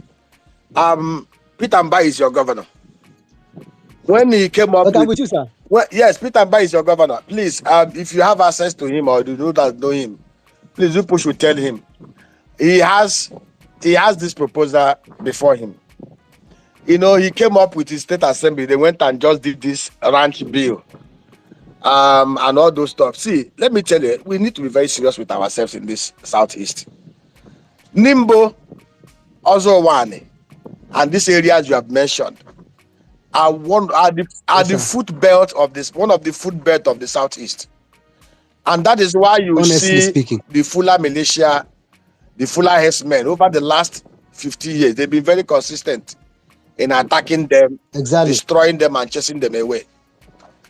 Your governor, if he's very sincere, if he's very serious, if he doesn't want to, most of them, they pander to the whims and caprices of those outside Igbo. And that is why they've refused to do the right things. We've told them what to do. In Nimbo and Ozawani, we can set up to 10 clusters of 600 hectares each of ranch owned by the communities. Now, let me tell you what will happen. In every of those ranches, we will have 100 fully armed motorized rangers. Your governor, it is a Twitter space that is being recorded, though. Tell him, in Uzo one in Nimbo, if he's very, very serious and not playing politics and not dancing to the tune of those outside Igbo, we can do it and assist him. He's not bringing a kobo. Map out 1,000 hectares in 10 locations within that place. Each of those locations will have 100 youths that will be trained to run and manage them. SMED will come with G National Ranch. We will set up ranches in that place, fully funded under a private-public partnership arrangement that does not bring money from the pocket of the state. His own job is to get the state assembly to pass the right law, not the kind of dastardly law they passed, under a cooperative arrangement. Then he should go to National Security Advisor in Abuja and get under the Nigerian National Firearms Act. he can get the waiver of the National Security Advisor to arm the farm rangers with AK-47. And Innocent will provide him with armored personnel carriers or truck-mounted machine guns. NSA will approve it for him. In the north, they have civilian JTF who are not members of the military. They carry AK-47. If you have those 10 ranches, in those 10 ranches, we will have at least 10,000 cows in each of them. We will have 100,000 cows. Now, let me tell you what it means. Those 100,000 cows, under the arrangement that we have put in place, on an annual basis, we will fetch nothing less than $493 million for Enugu State. Basically, what he will do, we will help him set it up. We will help him raise the funding. He will have at least 1,000 agro rangers fully armed and motorized that will ensure that no criminal, no militia ever enters Nimbo or Uzo again in their life. They will take the fight to them. They will not even wait for them. They will chase them until they chase them all the way to the boundary of Nigeria where they came from. The governors know what to do, but they're not. How many of them have been able to muster the courage and develop the balls to pass anti-open grazing law? And we are not even asking them to enforce it. Permit the communities to enforce it. In the village where I come from, in Ihubokigwe, we have a community law. If your goat mistakenly leaves your pen and goes into anybody's cassava farm to go and graze on the farm, if the person catches that goat, he will slaughter that goat and prepare pursuit for the community to eat. In fact, you are lucky if the person is very merciful. He brings your goat back and warns you and you pay ransom. But the law in my community simply means if your goat mistakenly enters anybody's farm, the person is free to slaughter it and do pursuit for the community to eat. If a community can pass a law among themselves to protect people's cassava farm, what stop a state governor from enforcing a law, protecting the life of people, and are stopping idiots coming to kill his people, and they will call it farmers' headers clash? One of the most atrocious things I've ever seen in my life is that nomenclature. Farmers own the land and they own their farm. Headers has no inch of land in anywhere in the southeast. Rather than call it trespass and criminal trespass, they're calling it headers farmers clash. That is very unfortunate. So tell your governor, we are willing and we are ready to assist him to attract all the funding that he needs, but he must come out clean and be very sincere. Thank you. I appreciate you so much, Doc. I appreciate you so much. So I hope Mr. Dan, who is one of the spokesman of Enugu State Governor, is listening to this space. If the space is being recorded, it's going to be passed to him so that it's your job. It's your job. We are recording it. When we record it, we post, copy it and send it to your governor. Exactly. We will help him to set up 10 clusters of ranching, 1,000 hectares each.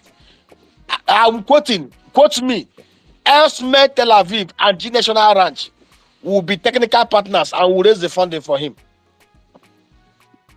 But he must be ready to pass anti-open grazing law and be ready to secure the licensing for the people to protect the place. Of course. Thank you, sir. Can I chip in, sir? Before you go, let's have Akonuche, then you come. Okay? Akonuche, one. Akonuche, are you ready to speak? Yes, I am. Good evening, everyone. On the MONI show. I'm thankful that with the advent of technology, taking advantage of these things and having an open discourse where when all our Igbo can come together and have a conversation as to how we can advance, the cooperation and the progress of the Igbo people. I especially like the assertion with which most of the people here are speaking. It's very Igbo-esque. Madomani.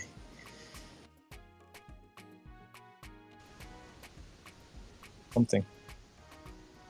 So, ranching, and to the large extent, the space of the conversation that we're having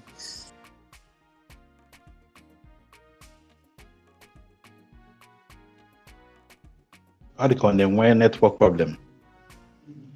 I want Yeah, actually, I that's want to hear. some. He's breaking down. I can't really hear him. He's breaking up. Because open on a fair, you can come back. We'll give you the mic so you can ask your question. I try to add your question. If you haven't challenged, you can drop and come back. We'll give you the mic again. Okay. Well, Casey, do you want to say something before Afuma comes back? Well, so far I wanted to chime in earlier on, but I think the conversation has moved forward. But other than that, for me, I feel a lot of things in Nano here and a lot of things in Eku here. It's very, very relatable and all really good information can help each of us out. But the average person be fully involved in the business itself. Man, they were interest in the child they involved, depending on what stage you're on. But for me, I want us to dive deep, talk about a few things. I want questions about the profitability of the business model, on your ego, the risks be involved, and especially rate of return, no matter than I expect, and how guaranteed, that type of investment, relative to other options so they are out there. But that's by the road. But by the way, Maka security, because it's something that we just concluded on right now. And it seems to be, to me now, a lot of questions and a lot of people just don't know how secured the investment nani work are, especially in this type of environment, business environment. But now people can wake up tomorrow and before you know it, business, you've spent all of your money, or you spent so much money into can just get destroyed in the twinkle of an eye. So just the recent conversation na unukusikita or didn't know we need to wait for people to feel secured enough before they can start putting in money. Because so far, plan solutions Dr. Ku has not been implemented yet. So the question then becomes, are people still going to be comfortable putting in money? Things like this. Above now, that region specifically are the best secured enough. And then, if that's the case, care options on the modern way, especially in the none of that region. Doc, whatever nature.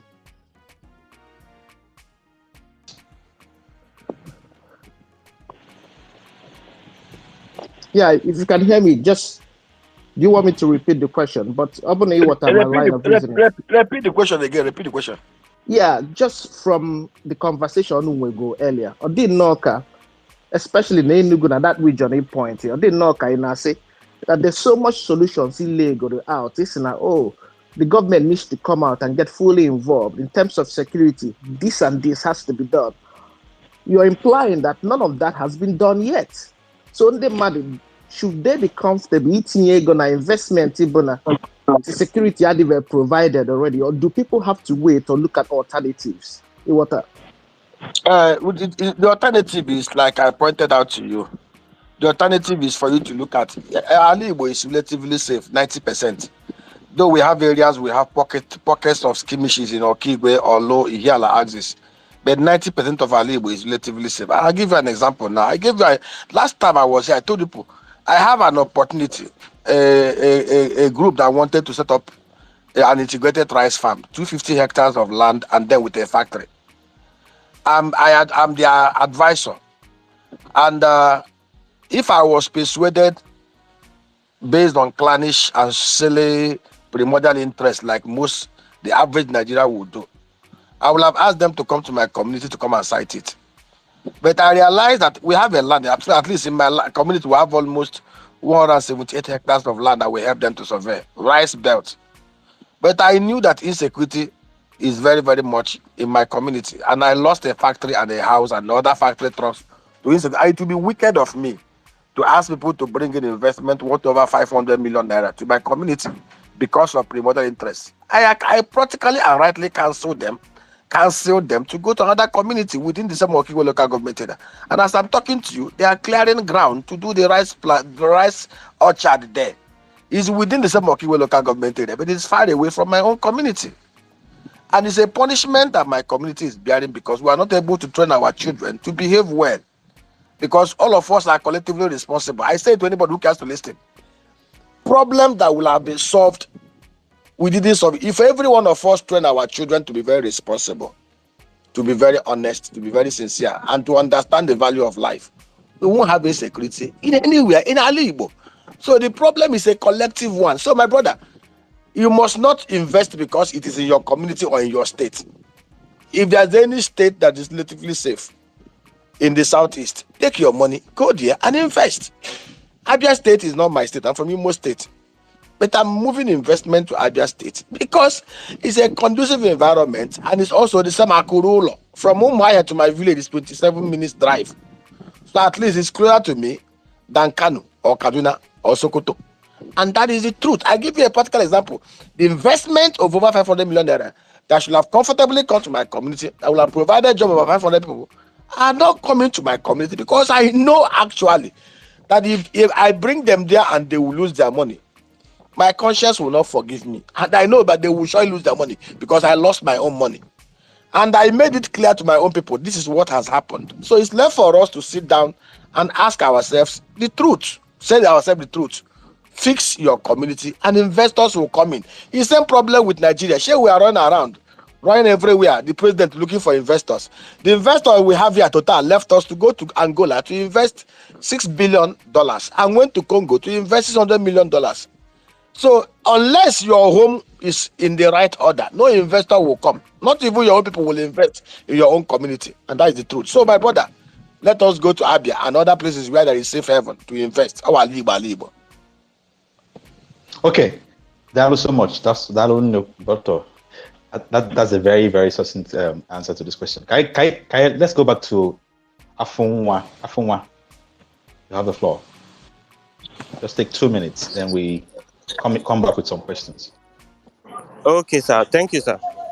Because just to address the question our brother Ernest was tabling, Sir Ernest, the number one primordial thing with agriculture is not about land mass. It's about land mass utilization. Now, just as if you look at countries as small as the Netherlands, they are producing cattle beef to the tune of over $9 billion per year. As small in size the country is, they are producing that much. So agriculture is not just about land mass, it's about land mass utilization. If we in the southeast can utilize our land mass, I'm telling you comfortably, we can feed the whole of Nigeria comfortably. As long as we utilize our land mass as small as it is, we can feed the whole of Nigeria.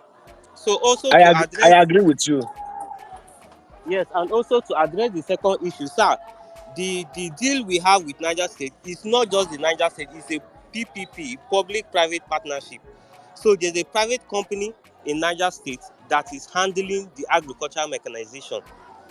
So what the state did, where the state come in, was to provide the fund.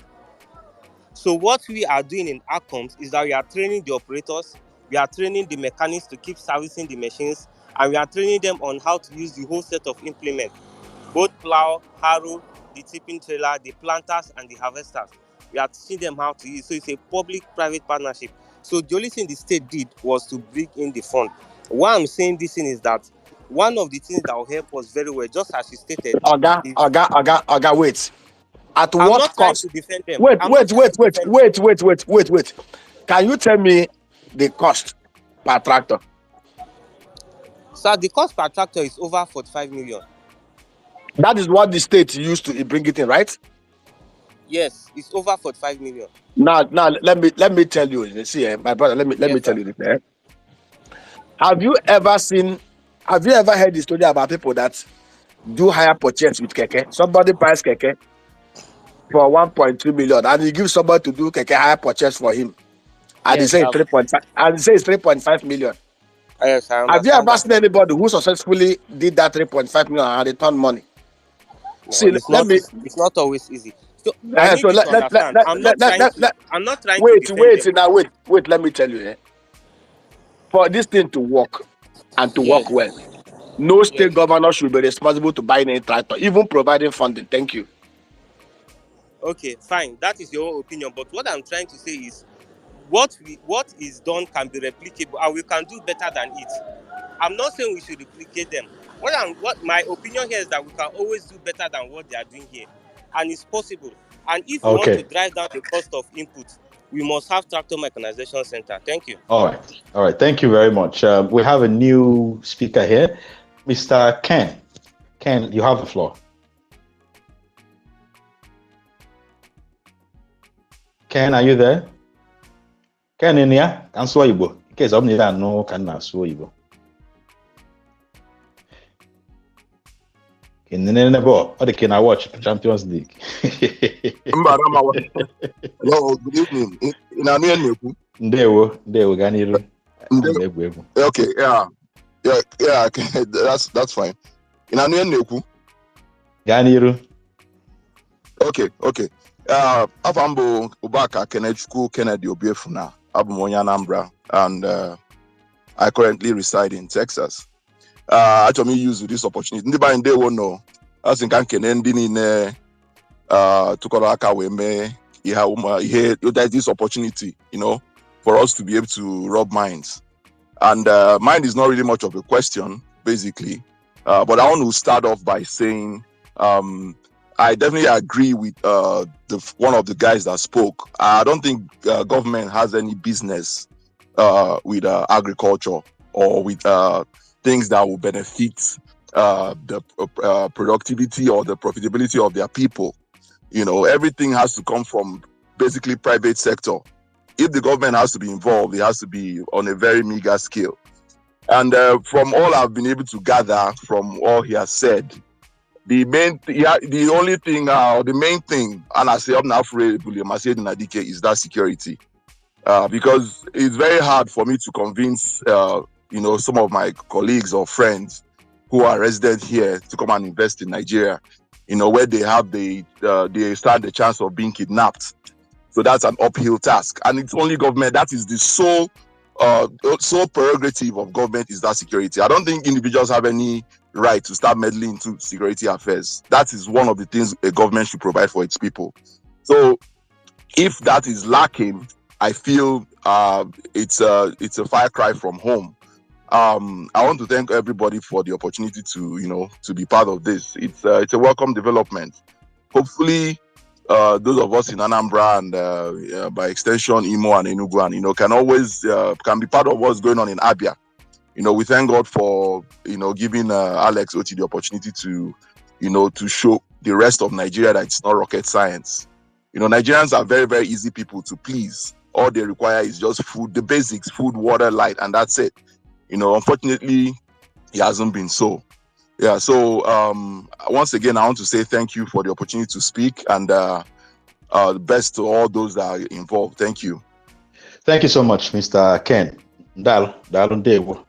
Okay, this is the MONI Show. If you've been listening, if I'm Igbo, that's what the acronym means. And if I and Igbo will focus. I'm on an economic series, so I need to discuss about economy in Igbo na Igbo. Kai esi we tinye ego na Igbo we bunita na Igbo ka ọ dịkwa na kai si we chọ ka ọ dị na ụdị ọkwa na ife anyị na-achọ now. So I want to break this down a little more, expand it a little more.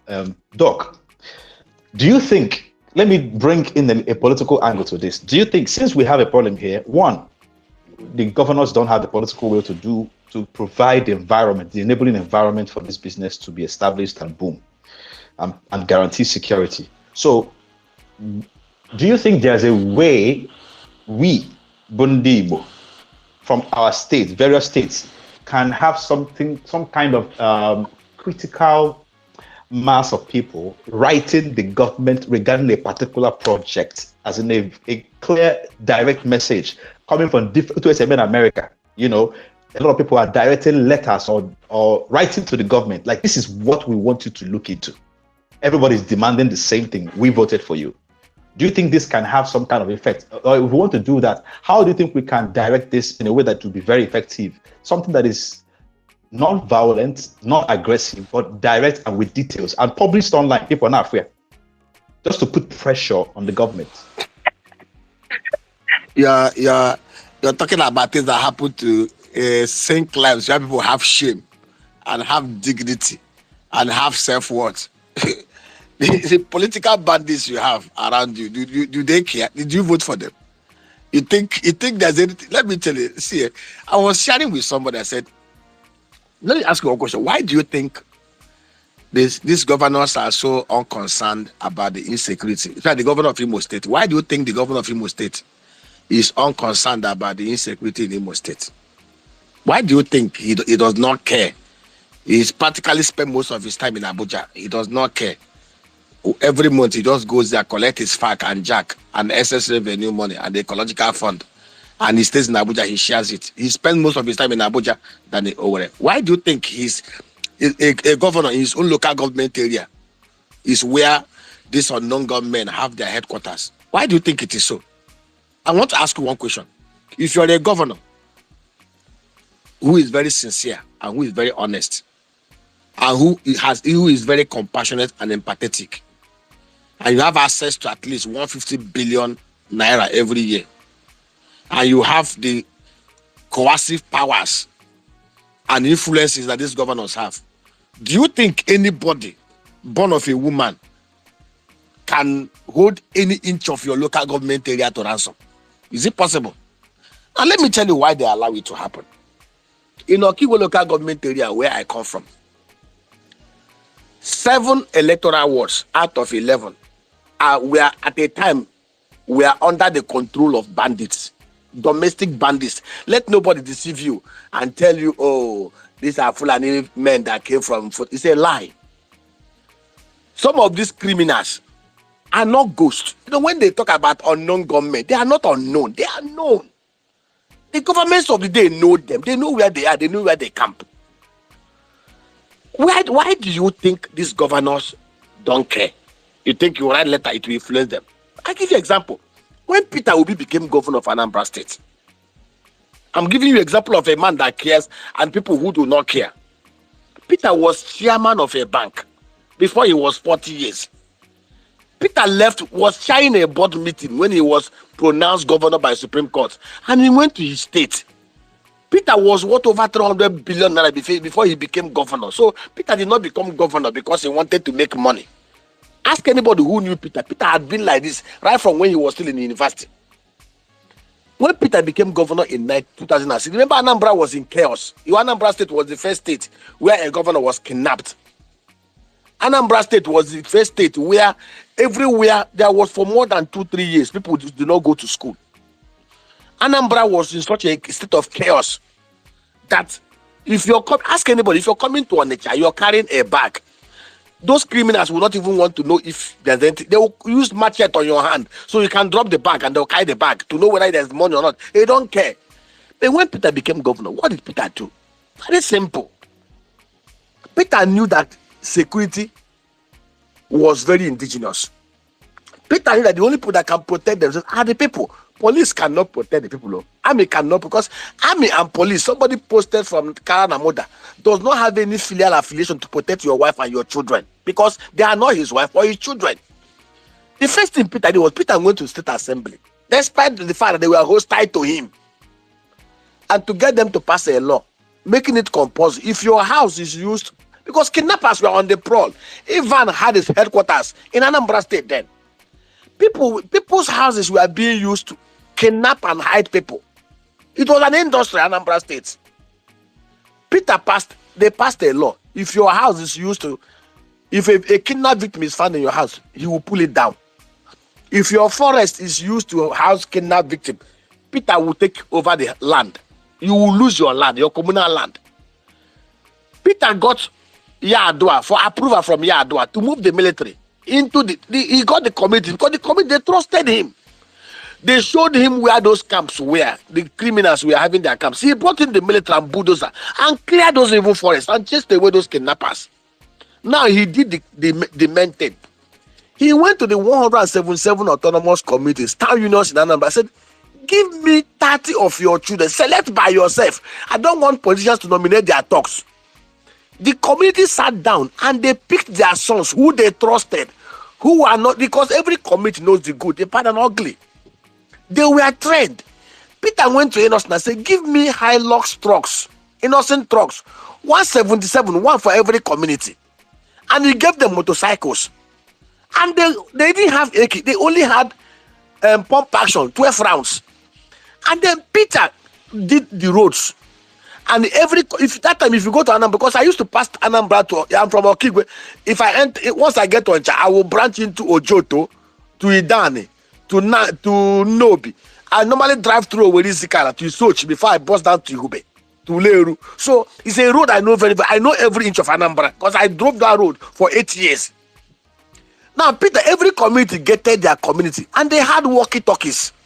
And each of them worked in clusters. They had every community. For example, now, if there is an armed robbery in Ojoto and the vigilante in Ojoto blows the whistle, every community adjoining Ojoto will lock their gates. And in 6 months, Peter decimated insecurity, and he wasn't commander-in-chief. Anambra State under P2B was voted the most secure state for 5 consecutive years by the IGP. Why did Peter do it? Peter did it because Peter is sincere. Peter is honest. Peter wasn't trying to rig an election. Peter didn't want chaos. In Okigwe, I give you an example. 7 of Okigwe wards were under siege by bandits. No elections held in Okigwe on February 25th, on March 18th. But they stayed in their house and wrote results for the Okigwe. In my own ward, where nobody, in fact, if you go to my community, most people deserted my community. They wrote results for us. They know that if there was no insecurity and everywhere is speak and span and people can come out openly to vote, they will not vote for them. So they allowed the insecurity to fester, because in the atmosphere of chaos, as abali ojo uru ndinze, eba abali joro njo ndinze na eri uru. So the truth is, writing letters, abusing them, insulting them, there's nothing you write or abuse or talk that will change these guys. So these guys, Alex Oti, why do you think Alex is working? Alex was elected by other people. They came out massively. If not for Professor Nenoti, they would have rigged Alex out. But Professor Nenoti sat down and said, over her dead body would they rig the election. She rejected 2 billion naira bribe, allegedly, to protect the will of Ndabia. And you can see the way Ndabia are reaping the dividends of the democracy. If you take a governor like Alex Oti and Peter Obi to other states in the southeast, I bet you don't need to beg them. Let me tell you, you see Alex, all this is I'm telling you, we are doing in Okwa, we are doing on Hafia. Alex tells them, once they tell Alex, he said, go ahead and do. As long as it's going to bring job, it's going to bring employment, it's going to create value, go and do. Alex is made. He's not after what he will eat or what he will steal. Alex is an accomplished professional. He was a former bank executive, not back office executive, front office executive. So when you look at Alex and look at Peter, what do they have in common? These are accomplished professionals. These are not men who are after, they are not guy men. They are not former 419ers. They are not drug pushers. Look at around you, look at others. And to show you example of what we are experiencing. Alex has no godfather. Peter had no godfather. Peter was not beholden to anybody. Alex is not beholden to anybody. The other one that became governor, how did he become governor? Number 4 became number 1. People helped him. Why do you think he will go against those people? Now, make one leave this no. There is no amount of letter or protest or abuse that will change these guys. All we will do is, as long as God lives, I say to everybody, let me tell you, if 60% of Nigerians have my kind of mindset, 99% of these criminals will not come anywhere near power.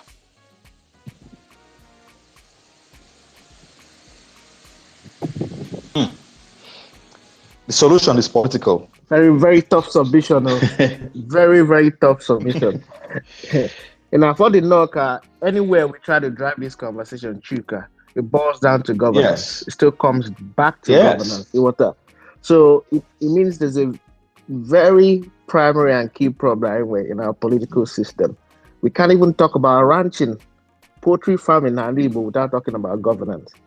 So it's a big problem. But one thing that stood out today, there's still a lot of private sector involvement needed. There's ongoing now.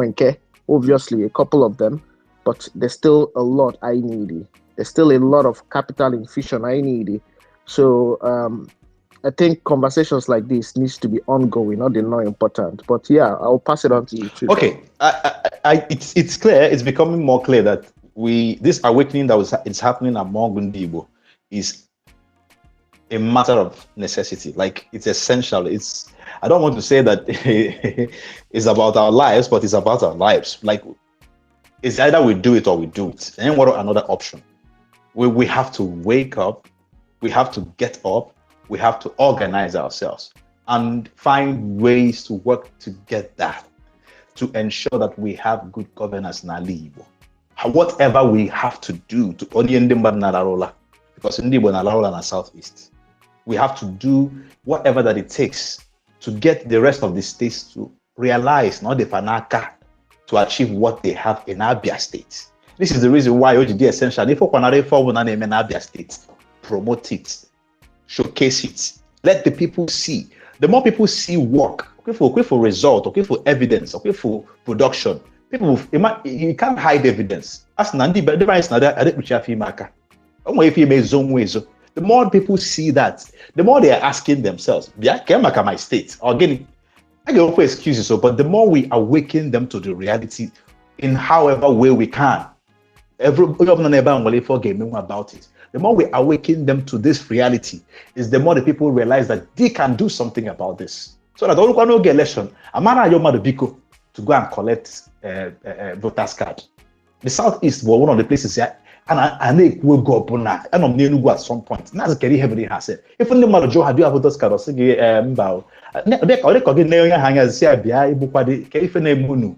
like, we need to get to that point where own it. They see it as their own responsibility. In fact, they can't wait for the election to come. This is where we need to get to. And when we get there, we will have nothing but people like the people we're looking for. Because all the very possible, and I forget Nigeria with the last election, all the easier to have good governance in the states than it is to have it at the federal level. Because some of the issues don't exist in those places. Or they're much easier. But Doc, let me ask you a question. I'm sure this question is in the mind of a lot of people here. This project he discussed now is very interesting.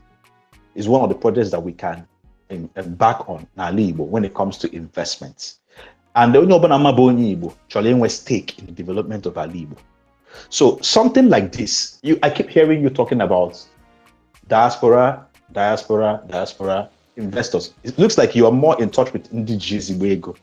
In this, your plans, in these blueprints, and then where room for small investors who can bring in like 50,000 naira and have some kind of little share, or 100,000 naira, or even 500,000 naira, or 1 million, so that people can also partake. And when any room for that kind of,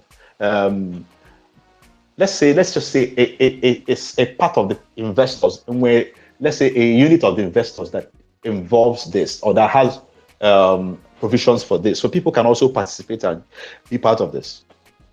Yes, there is provision for units of investment as small as 50,000 naira. There is provision for it. The structure we are going to put, there's provision for it. So, I'll give you an example. Let me tell you here. You see, I was discussing with Professor Sitobu, the former national planning minister. We're just discussing. That they set up a committee, the Igbo Committee on Southeast Development Corporation. Alex Oti was even part of that committee. Alex Oti, Professor. I watched the video when he was interviewed. I watched the video. Is it? I watched him talk about it. Good. Alex Oti was there. Professor Ludo was part of that committee. They actually contributed money among themselves to show you that the governors also have a role to play. And they have a blueprint. I'll give you an example.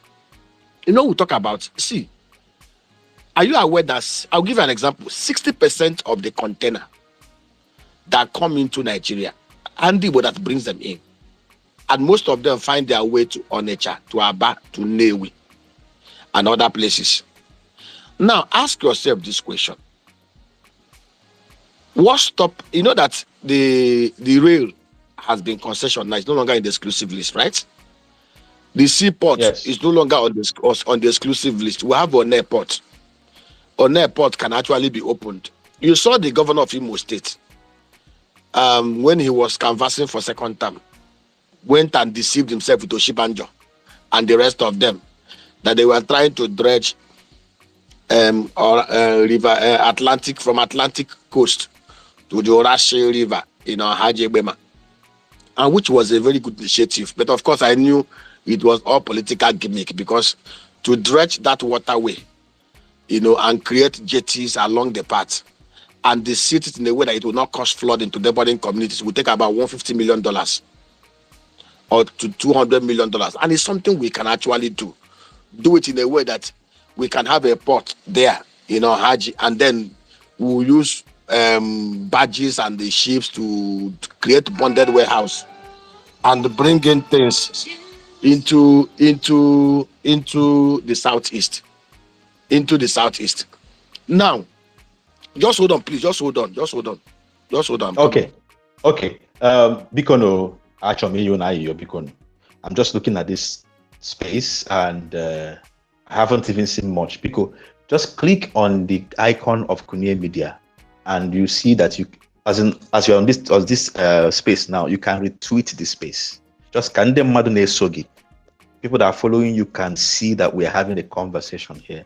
If you like the conversation, you want people to also hear what we're talking about, be part of it. You don't know who is listening. You don't know who might be listening. The person might make a difference in what we're talking about. You also can make a difference. Just because help us share this space in however you can, so that other people can come in. We have 1 more hour to go before we close this space. So very soon we won't be able to do that. So just bring in your questions now. Come in, request the mic, come in and ask your questions. Kaiganyu, Doc, continue, please. You already got Doc on my phone call because he's muted. Yeah, but at the same time too, all the normal Makai remind their people, the money show, all Mako Demandibo, it's for our own good, for the good of our people. I need to discuss it here, but here Baruru, what will uplift every one of us. So we go from so many different conversations, investments, opportunities, concerns, struggle. The things that we deal with as Igbo people. And I would discuss it weekly, every Saturday, and I'm not here, because these things are not important. For us, information is key. Over the last few sessions there's been so much information shared here, very valuable information. Information is not just power. Information is not just knowledge. Information can be profit. Or binary guru, you make yourself some money, it becomes profitable. And it's good to see that we're doing that as a community, as a people, and we're doing it collectively. So I know here the know very important. So if you want a friend, relative, on your name and know that will find things like this very valuable on our Twitter, share the spaces, let them know so that they can join in the conversation. All right, back to you, Twitter. And to add to that, after every space, within 24 hours, we also have a kind of a reproduction of what we did on our YouTube channel, Kunie/media. Sorry, Kunie-media. That is Kunie Media on YouTube. You can always go there and watch it or listen to the content. You can also share that one with anybody who is not on Twitter. So for the benefit of those who don't have Twitter account, who would like to listen to what we're doing or follow what we're doing, you can always share that with them. If you go to our bio, you will see the link to our channel on YouTube on our bio. That makes it easy for you to access it and then share whatever you see there that you like. Okay. All the discussions we have had is there. I'm back. Okay, go on. So what are Doc, sorry to cut you off. Imana, just to remind you, question Chuka Jobo in relation to the small scale investment, Madawiki going smaller units. Yes. I'm not these other things put important, but tie it back to that, because actually you understand the food, the 50,000, the smaller amount. What does that structure really look like? It's a very simple. I give it. The person can invest. I was trying to run an example with you. The example, for example, now, even if you have a project of $1 billion, right? Yeah. Can you hear me? Even if you have a project of $1 billion, and you want to raise either equity or debt instrument. Like I was giving you an example of what we're trying to do. When we're trying to do talking about rail project in the southeast, that will ring-fence the southeast and then move it to connect it to an airport. The structure total cost was about $6 billion. That was the projected cost, right? And that time we use 1,400 as 1,400 as exchange rate, which was about 8.4 trillion. And we now said 20% of the money will come by equity, 30% of the money will come by equity contribution, and then the other one will be by debt funding. That was about 2.6 trillion. And the plan was very simple. It's going to be subscribed to the level of 100 naira per share. You understand? So that simply means if it is 100 million naira per share, 100 naira per share, if you have 50,000 naira, it will fetch you only 500 shares in the company. You understand? So Yes. So if we are doing debt instruments, the same thing. So the structure we are going to run and the SPV is such that 50,000 naira can give you. Of course, you will just. It's like when you are investing in either a Dangote refinery or whatever. It's same thing, same structure. So this is a cooperative structure, not a It's PLC. it's a limited PLC, yes, PLC structure. Okay, is it PLC? Public as in it's public? Yes, it's PLC now. Yes, it's a PLC, public liability company. Oh, that means anybody, even non Of course now. Of course. Okay. That's very clear. So now It's open to global investors.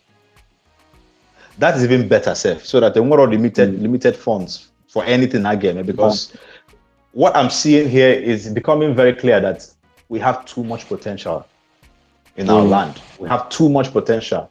Or just kai weapon de ochu. Ochu tinye zende my hand akoge me pozo. Ego no takamili. And I do this is here southeast. Otu I see a jeben deals on the matter in the southeast because people move to where there is opportunity. And where there is development is where you find opportunity. So we're going to reverse the situation when we take care of our home.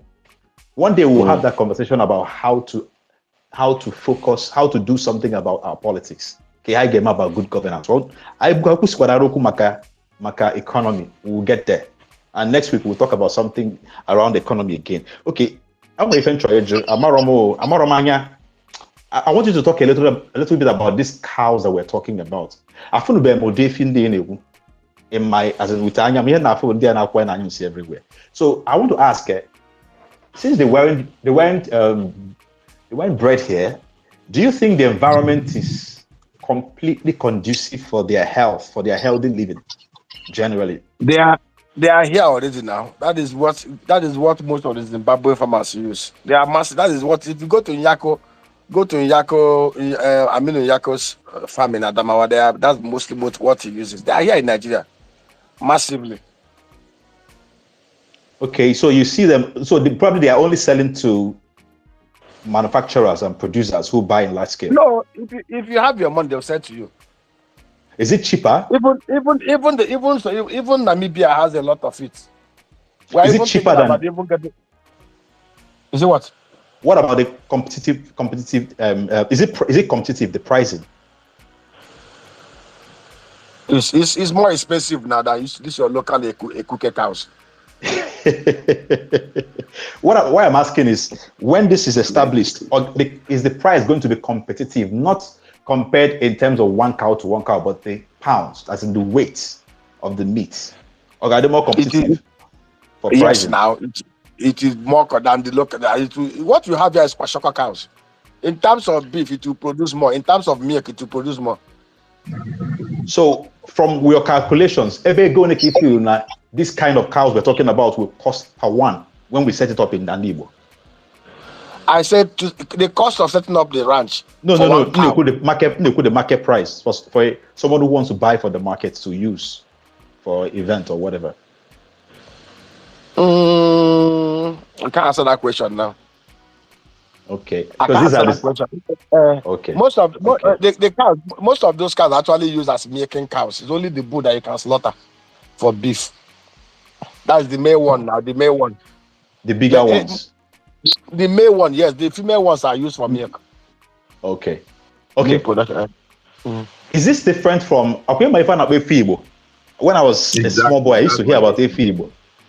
Efibo, or Yeah. Adiche than Kai now. Efibo is smaller in size. Okay.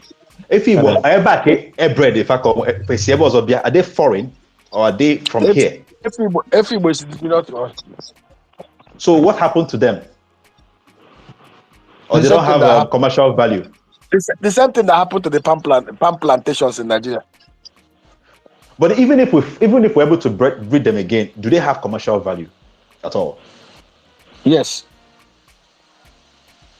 Because one would they have have. thought that they. Okay. Okay. Senator Tarachon has about 500 of it in his ranch. Wow. Efibo, yes. Wow. Okay. Let's go to the diary side of things. What is the plan on how to all this milk that we'll get from these cows? How do we turn it into production? What is the channel, and where any plan for what to do with the byproducts in terms of setting up milk companies, or are we just exporting everything to other states? And we're to do with manufacturing within Igbo that will create more jobs because we're making products from the byproducts of the So, cows. so you think that will produce milk and sell it as fraud? No. We are going to process it now. We are going to process it into powdered milk, into condensed milk, just like we set up milk processing factory. When I talked about the clusters, we're not just producing raw milk. We're even going to producing hide and skin. We're even going to set up tertiary plants within those centers. Are you aware Great. that G National Ranch? Anywhere you see Winston leathers in Nigeria, they are processing leather here in Nigeria. They are producing shoes and bags here with their own leathers. You don't know that Igbo man. The man had gone beyond doing tertiary and selling to Prada. He's producing his own shoe. Anywhere you see Winston leathers, Winston shoes, Winston bags, it's produced by Igbo. Wow. Yeah. Okay. Can I move from I go a lot of although the other ones are still part of ranching.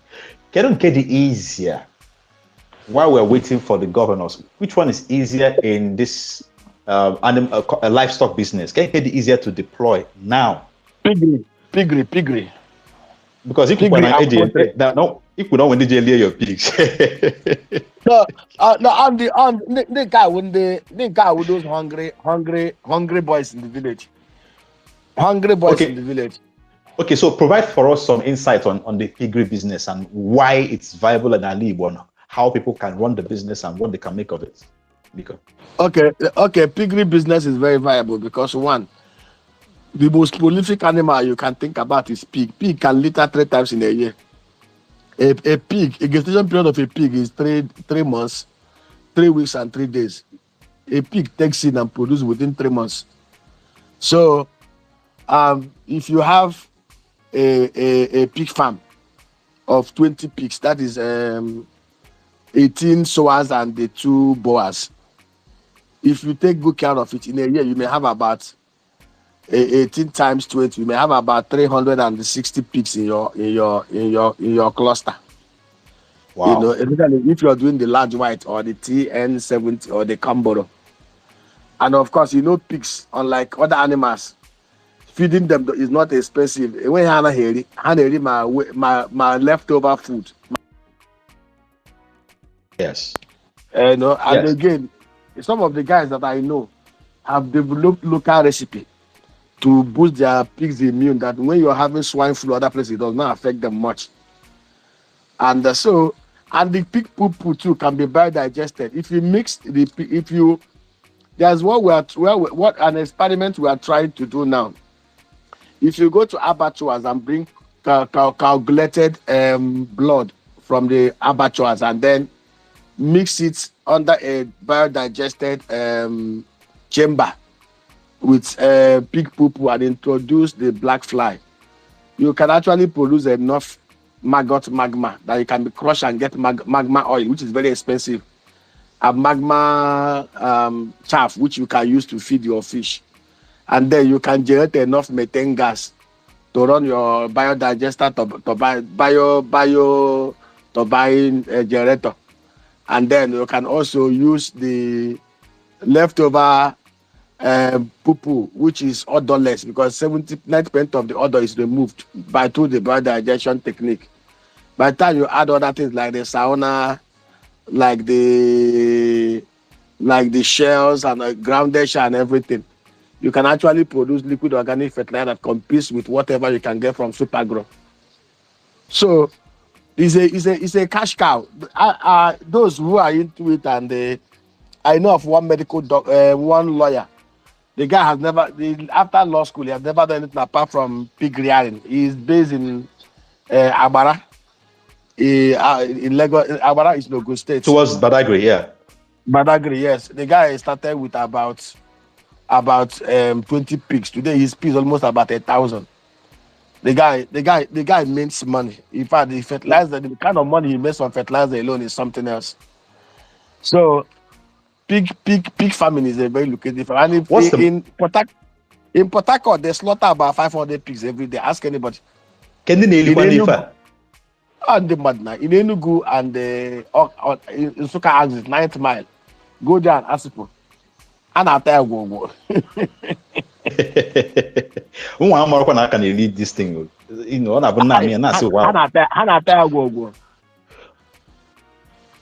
I guess it's healthier also compared to beef. That is if you treat it well. And yes. Even at one of the things that even made me to venture into piggery wasn't even because of domestic consumption. It was because of the dollar element to it. The Chinese consume about $64 billion worth of pork every year. You know, it's their staple food, where we eat garlic. So you're saying we can export? Wait now, you're not exporting to China, to West Africa. The Chinese in Sub-Saharan Africa consume about $3 billion worth of pork every year. It was through one Chinese guy in one of the Chinese commercial attaches that I realized that the number of Chinese in Niger and Chad are far outnumbered Chinese in Nigeria. So the guy told me that most of their pork are imported from Brazil. And if I can set up a pig pen that will do it the way they want it, I do the T70 and the Camboro that they can be buying from me. But compared to the other businesses like ranching and ranching, what can you measure? Piggery is the most lucrative animal husbandry. Really? Yes. So how does one secure the piggery farm from just fence your farm. Fence your farm. That is all. I will send you a video of a small cluster, 100 colony of a pig farm that has a biodigester. You will see it's very beautiful, and you won't even perceive any smell because everything is biodigested. The pig poop are swept into the chambers every morning. That is doable here, Igbo. Yes, now it's already being done. By who? It's being done by people here now. We would like to even have examples that we can actually check. You know, I will send it to you. Okay. Well, anything you send to me, I'll post it on media so people can also see. Yes, because I know these videos. I have how really offended. Like when I was checking up this thing, if you that's hosting and the phrase, they're very tall, but on our like twice the size of India and our and no carry there. So exactly. What comes after piggery in this business? What about fishing business? Fishing is very lucrative, very very. Because after they lose. So what can you have a challenge? Because a lot of people go into it and they lose a lot of money. Their fishes die. Okay, what do we need to consider when we want to set up this? They don't. You know, there's one thing about bad agro practice and good agro practice. Okay. Where you have good, like for example now, Senator Tan has an artificial river where he does about 12 million fish every year. It's being managed by the Lebanese. So he has good farm management. It's like greenhouse technology. He has massive greenhouse that he did have lasted for years. I went to I went to Anambra Polytechnic at Mbako. I went to the director invited us to come and help them. And I sent my director of operation. I saw the greenhouse that they did. Whoever that did is supposed to be flogged. So somebody just collected their money and did rubbish for them. The thing it didn't even stop to 2 years. The thing scattered. The first breeze scattered it. So we are trying to help them we are going to help them to put it together in a way that at least it can last for 10, 20 years for them. Everything is about good price, everything about technology. You ask yourself this question. Somebody tells you, I was sharing with somebody. They tell you, oh, don't buy Range Rover. Range Rover always have a problem. When you have a bad mechanic, your Range Rover will have a problem. I've never, since 2007, the only Range Rover I ever bought, I lost, was the one I took to Okigwe for campaign. And the car refused to start one morning. I brought one quack mechanic and he scattered it in the village. I left the car in the village. But all the ones in Lagos where I have good auto engineers, I've never for one day had issues with them. So everything is about good practice. If you have a quack managing a thing, it becomes every other person that is working with that quack will be complaining. Whereas those who have good hands will never complain. That's the truth. So since this is the case, and then we're starting business again before this ranching, like if the two we mentioned now, and we're kind of seeing some kind of organized training for people going into this business to be able to understand how things work. Yes. We are. In fact, we actually organized 2 years ago. We did some training on Maya. Let me tell you. It's one of the most lucrative animal husband. I'm being honest with you. One of my cousins is a doctor. That is what he does. He doesn't even practice. Is piggery. He's in Port Harcourt. I can send somebody to go to and see his farm. Doc, can I just jump in quickly? Something in short, which you should know. And part of conversation we got that a lot of it has to do with opportunities for investment. One thing I established but there's a lot of demand for livestock in Nigeria, and a lot of times I meet some of those demand through imports. I then want a lot of local productivity. Part of it, poor husbandry. You point to go out. The other part of it too, but some things that we cannot control, things that are very climate infused. Water. So actually made because I think it was some time ago, whether it was a year ago or 2 years ago, I think there was one very big farmer posted pictures, livestock, birds, all of them flood. He lost a lot. So actually made from your own experience on when ways farmers mitigate some of those losses. Does insurance have a role to play? So far, have you used any of it? But from your own experience, a lot of these farmers can help reduce some of these challenges, especially the climate-induced challenges. You rightly pointed out, I've always said, wrong and poor farm practice is why we are having these issues. Of course, there are external factors you cannot control. But 9 over 10, most of the problems we have here are problems of the same thing with Nigeria. We don't take our time to study things. We have very bad practices. Have you checked our app? Everything about Nigeria, I should tell you, is about practice. I give you an example. Neme is based in New York. He has a massive poultry farm. He's doing all the value chain from hatchery, and he's doing so well. In fact, the one we are trying to set up in Umwa, it is his team that is helping us to set it up. The guy is in New York. He's running it in Nigeria. He has some of the best trusted hands who understand the business. The guy said it's one of the most lucrative businesses I ever ran. So it's about management. The Numo farm is being run by Lebanese. It's about management. So, were any ideas on how much they are managing their own situations when it comes to these climate issues? Because for the very small scale farmer, these are some of the big challenges. How am I aware? So I don't know if Hane mitigated some of their own losses through insurance, or any other alternatives. But directly, when examples. Insurance is one of them. But the truth is that just like anything in Nigeria, most people just jump into any business because make a profit. Everybody will join into yakara. Oh, poultry is doing well. Let's go and do poultry. Nobody sits down to study and to understand what it takes to run a poultry farm. That's the problem. It's true. And when they run in, they will run out. When they run it, they will run out. It's the same thing. I give you an example. We run a tank farm. This is 13, 14 years we run that tank farm. We've never experienced one single loss of product in our depot. We hear people complain, oh, we lost 120 million, we lost 130 million, we lost this. We are bankers, we understand the process of internal control.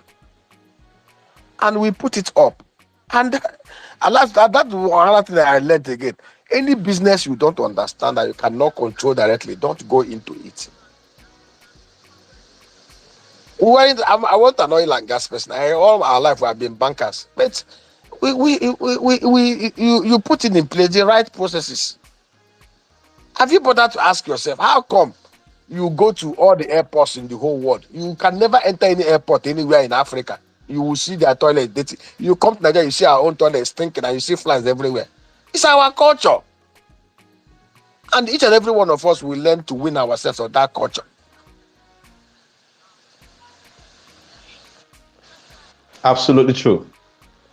Thank you, Doctor. We have 28 minutes to go. So we will take just a few questions and see how quickly Doc can attend to them. Okay, let's start with basicologists. Ganiru.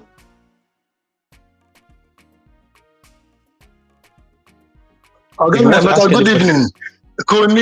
Morning show. Good evening, sir. Good evening.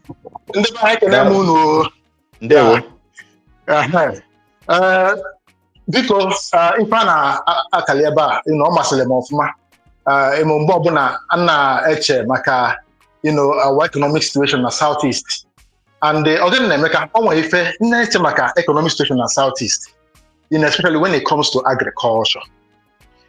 Ife na ọ na-eme nchegide ọwa bụ oluo ọ dị ka hit a brick wall.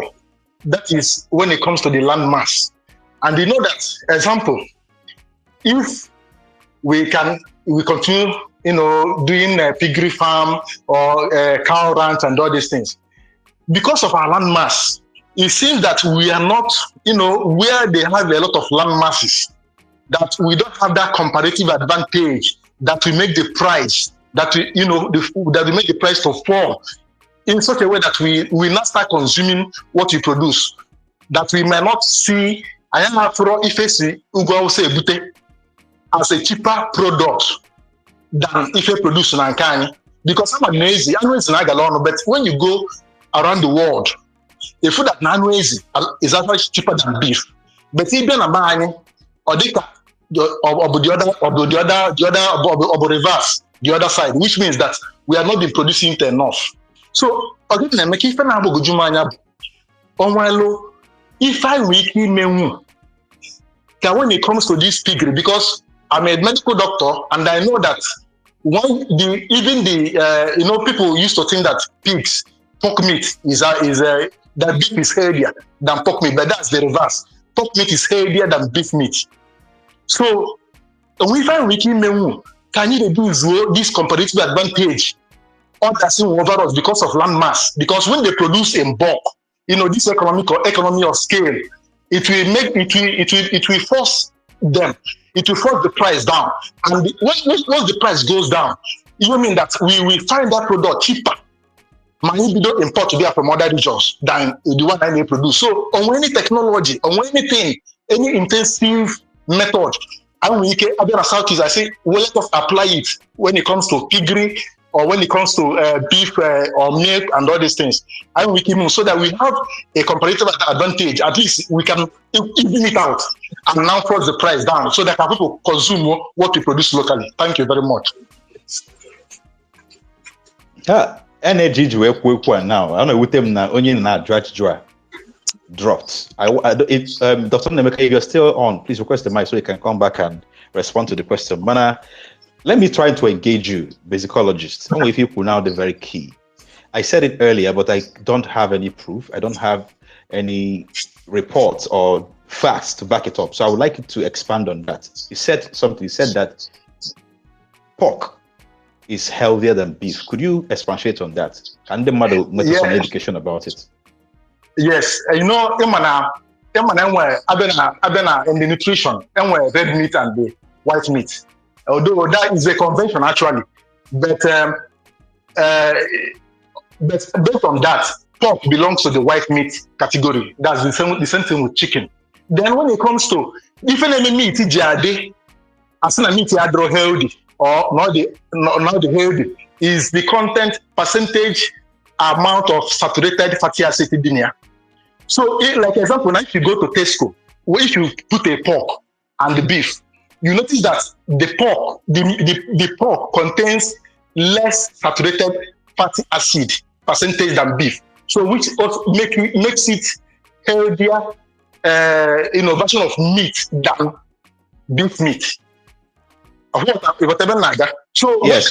When we talk about the nutritional aspect of meat, whether it is healthy, in terms of cardiovascular health, the main thing that we look at is the percentage amount of saturated fatty acid, and that percentage amount is less in pork meat than beef meat. Thank you. Dialogue. I guess that has been helpful. I'm still in touch with Dr. Nemeka to see how we can bring him back. Because with some network issues. Mana, Kaiganiru, Casey, take it from me. Yes.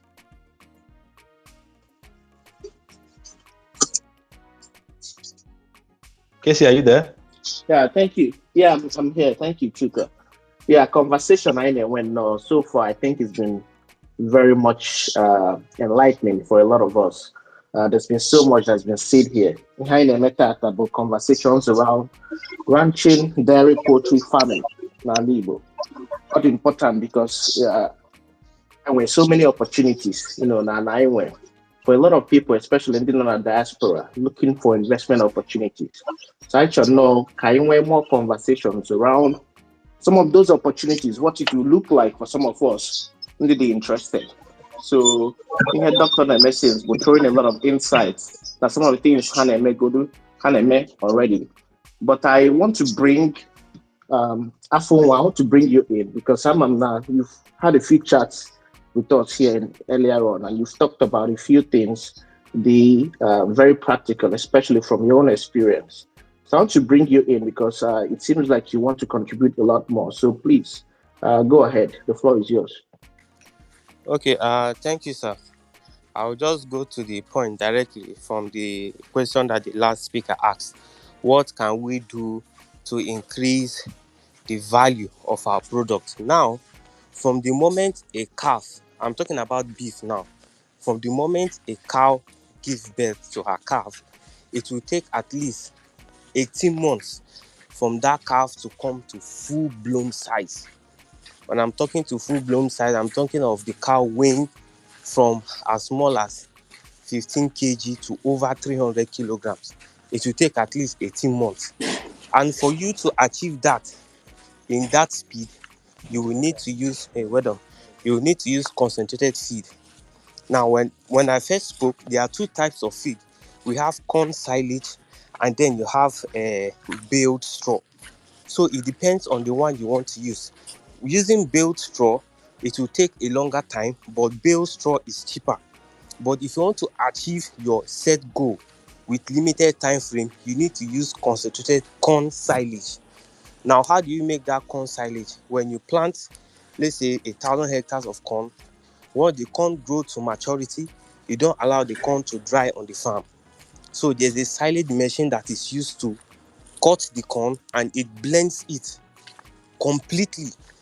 Just as the way you used to blend your vegetable at home, you blend it, and after blending it, the corn is kept, the silage is kept in anaerobic condition where it ferments.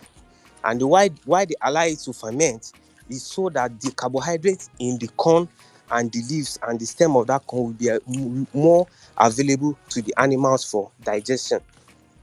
So the route it will take for digestion before it gets deposited as feces, the cow must have extracted all the nutritional contents. So what we should focus on is the kind of feed we want to use. That is why I mentioned there are two kinds of people in this husbandry: those that want to keep the animal and those that want to provide the feed for those animals. Thank you. Thank you very much, Afonwa. This is very, very precise and very clear. Dr. Nemeka is back again. Okay, so Dr. Nemeka, when you lost connection, the psychology was asking a question. I would like him to repeat Ojukwaju again. Before you can respond. Okay. Go on, psychology. Okay. Dr. Nemeka, even na Igbo, when it comes to economy of scale and the comparative advantage. Like example now, and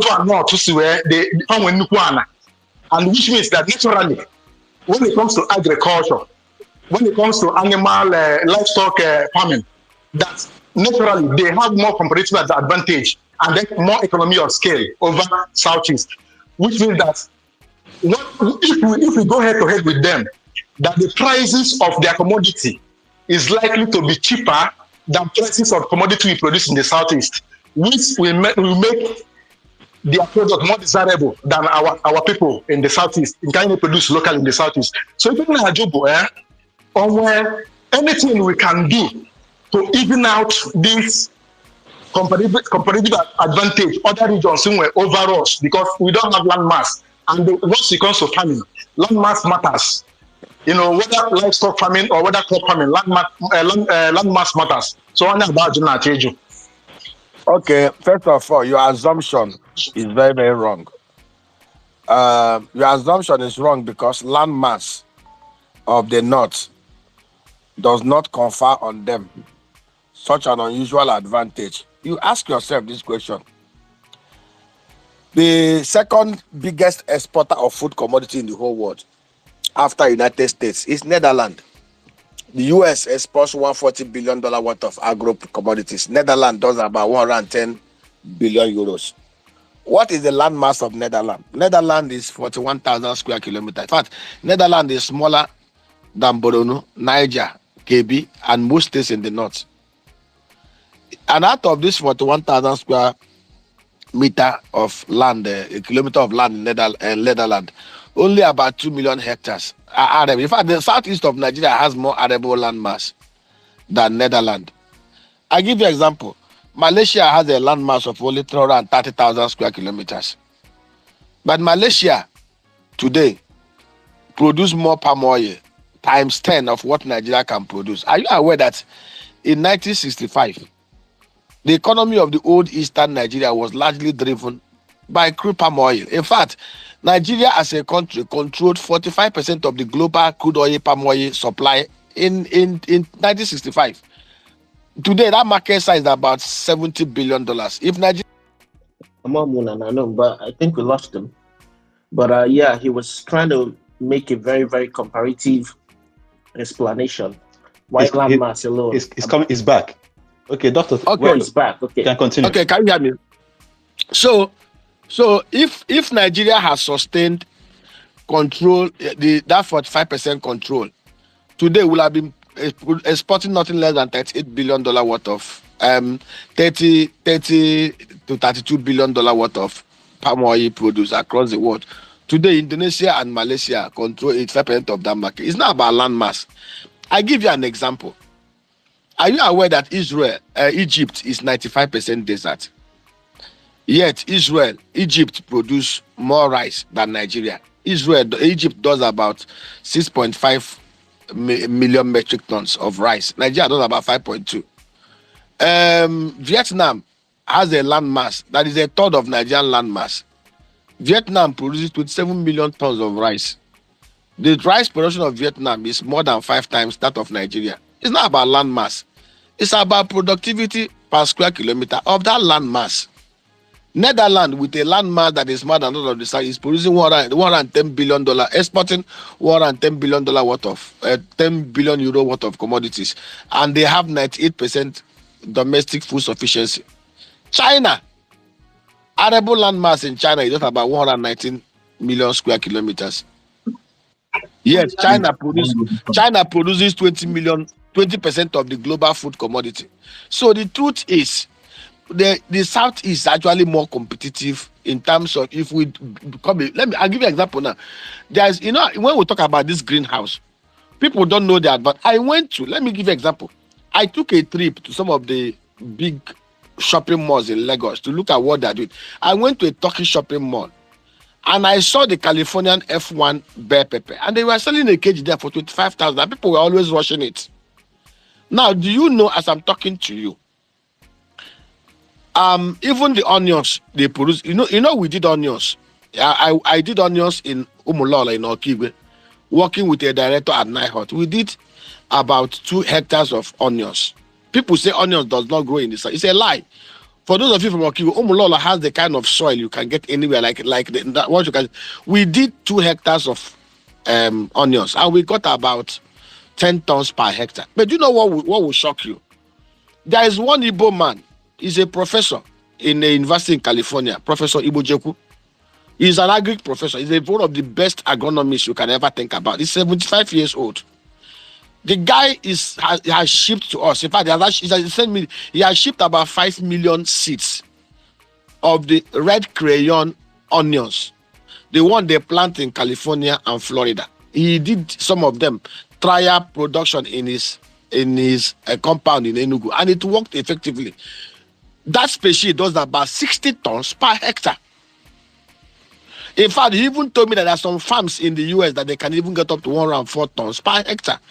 The highest you have ever gotten doing onions, the similar red onions in the north, in Kebi and those onions belt, is about 10, 11 tons, 7 tons per hectare. Now, close your eyes and imagine by the time we take delivery of Professor Ibojeku's seedlings. And of course, we have already gotten a pilot. We have gotten about 8 hectares of land in Orumba, where we have done the soil test and everything, where we are going to plant most of those seedlings. Then, assuming we have done even borehole there, it's going to be fully irrigated. He even sent us container load of drip irrigation equipment for it. Now, close your eyes and imagine where we'll do the same to onions. And let us even assume that we don't even get up to 100 tons. We get 50 tons per hectare. How can you tell me I produce 50 tons per hectare of red onions in Orumba and somebody is doing 7 tons in Kebi? It can't be as competitively priced as I am. Today, 100 kg of red onions is selling for 60,000 naira, 7,000 naira. If I do a hectare, it will take me to intercrop a hectare of onions and 10,000 trees of habereno under the same farm settlement, 1 hectare, will take me about 7.25 million to do. Even if I'm able to harvest 30 tons of onions and I dry it and get 25 tons, and I'm selling 100 kg, which it was 27 tons is about 2,700 kg, which is about 270 bags, and I'm selling each bag for even 40,000 naira. And I'm harvesting my habereno and I'm making 30 million from my habereno. Add it up and tell me how I will spend 7.2 million naira and I will make about 18 million naira. And somebody in the north is spending the same amount of money, or even half of it, and is making a quarter of what I'm making. How can it be more competitive? It's good practice. I am getting good practice and good knowledge and good input because I have at my disposal 75-year-old man who has over 35 years experience doing similar thing in Sena climes with better technology. As I'm talking to you, we are doing 50 greenhouses. I am working with a guy who works in Bank of America Merrill Lynch. He's bringing in Chinese. That Chinese even do greenhouse, even in their upper houses. When they are building, they leave their upper floors for greenhouses. The guy is bringing the same technology for us to do. And the guy told me that the species he's bringing, the red and the yellow species, does about 20 kg per square meter. Whereas the ones we are doing in our farms in the north does about 500 grams per square meter. How can you tell him it's more efficient? They can't be more competent than us. Okay, Doc. Let's take some 2 more questions before we close. My time was very little time. I don't even know how we're going to do this, but let's start with Ice Code. Ice Code, quickly, let's hear your question, then you can get to Mullah Shabazz. Okay, The 2 of them will take their good questions, then Doc will respond. Yeah, good evening. Good evening. Okay, I wasn't going to ask the question. I was wanting to throw highlight on the question when the guy was asking about competitive advantage the other region has got over Southeast. So I have I Hold on, live in please. the UK, but I have If you don't mind, experience in piggery. if you don't Okay. mind, let me take the question of Mullah, then you respond, then Doc responds. Is that okay? Okay, that's fine. All right, Mullah, go ahead. Mullah, are you there? Hello. Go ahead. Yeah, I'm there. Okay. Ajụjụ m bụ bikonu from research unu mego because our brother na-ekwu okwu, I figured out na ọ dị well heavy and deep na this commercial agriculture.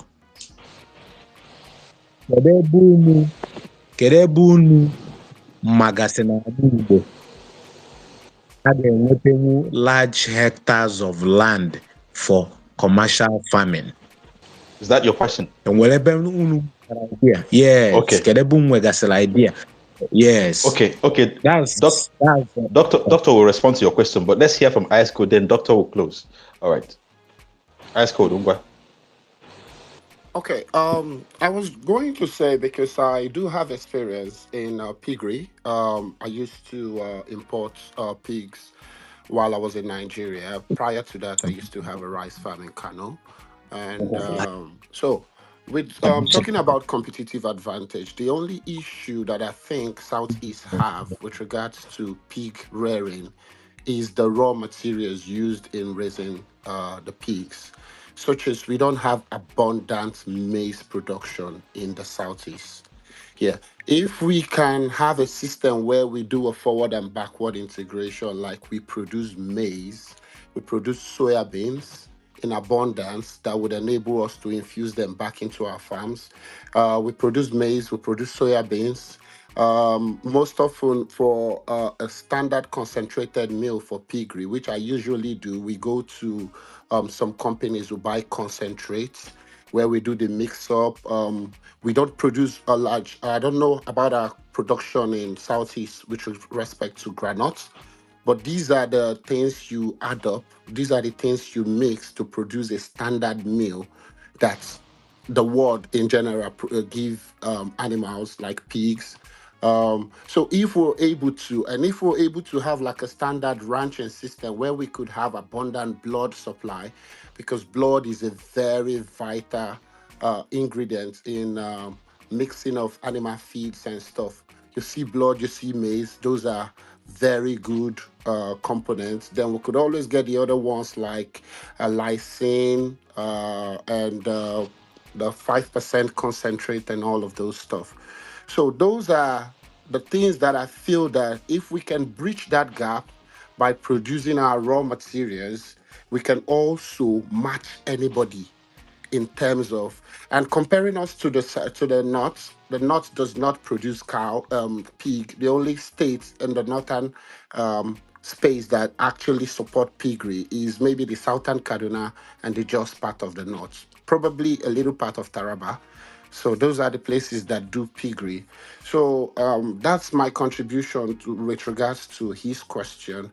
So we still have that competitive advantage because we have the business idea, we have the technical know-how to implementing all of these. So we still have that. That's just what I want to say. Thank you very much, Ice Code. Okay, Doc, I was gonna meet you. So let's just use your as you are responding to the question from Mullah, then you can now give us your closing comment. Thank you. Like I said, we are not in competition with anybody. We are just in competition with ourselves. You know, the truth is, the southeast of Nigeria, we have capacity to feed ourselves and to feed the rest of Nigeria. We just need to adopt the right commercial agric practice. Over the last, we've mostly relied on subsistence agriculture, and it's not going to help us. We must be very scientific. We must be very intentional and deliberate about what we want to do. Michael Okpara, from 1959 to 1960s, had a clear vision of what he wanted to do. And that was why he was able, within 7 years, to build 214-kilometer industrial belt. And most of those legacies still stands. And like I rightly pointed out, governments do not grow businesses. Governments do not set up businesses. Governments do not run business. They are not even equipped to do it. What governments do is to put in place the right institutional, security, regulatory, governance framework to bring about ease of doing business, and then incentives that will make the private sector to thrive.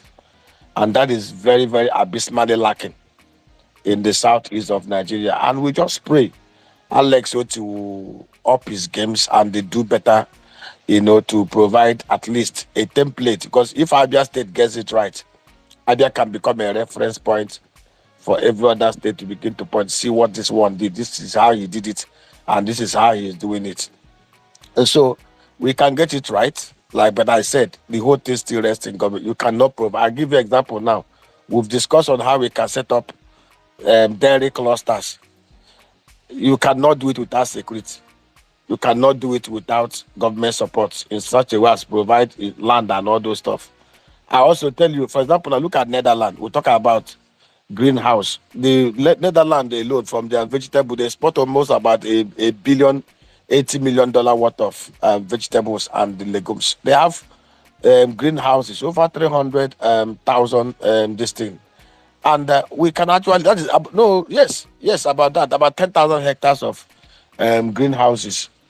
In the southeast alone, we just decided that we are a program to pursue and produce at least do 18,690 greenhouses. That is 15 greenhouses in every of the electoral wards in the southeast. Our plan is it will take about $243 million to establish. But on another basis, if we set it up and it start working based on our planned arrangement, that would generate about $473 million annually into the southeast economy.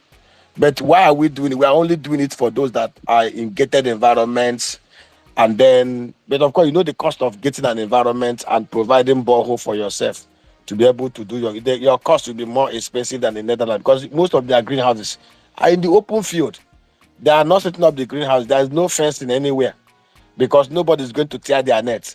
There is law and order there. Nobody is going to use his cow to go and eat up their vegetables. So that is the cost of doing business in Nigeria, the cost of insecurity, the cost of policy somersaults, the cost of irresponsible governance and everything. But we can't give up. As I'm talking to you now, ask anybody from the southeast. Practically all the food commodity prices are going up, and by December it's going to be worse. So whatever we can do in our little corner, we are doing it to see. It's not about the money. It's about, of course, we are doing it to make profit, because there must be profit.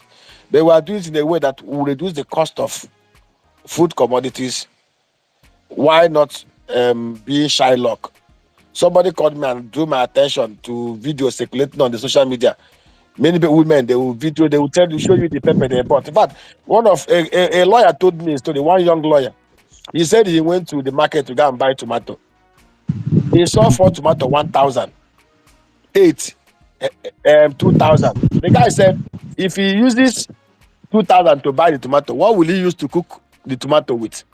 He said he immediately left the market, entered the one Buka hut, and used the 2,000 to buy food and eat, and went back to his house. And that is the shocking realities in Nigeria today. A bag of tomato, a basket of tomato that used to sell for 25,000 is now 150,000. And it's going to get worse because insecurity in the north is getting worse. So we are doing our own little way to see what we can do, mobilizing resources, and people are responding. If you see the kind of calls we are getting, if you go to our website and see the kind of information people are using, get your land, fence it, we'll help you set it up, we'll buy up everything you produce, and we'll sell it in the market. We'll reduce the cost of food in the southeast, whereas everybody makes money and everybody's happy. It's a win-win. You are investing, you are making money, you are creating job in your village, you are helping to checkmate the galloping price of foods, commodities in the southeast. Thank you. I yield the mic. It's ka maka Casey. Ngwan well on the ikuzi nke ka imechie. No, did not. Very, very enlightening. Very, very enlightening. Doc, thank you so much. We've talked about so much today.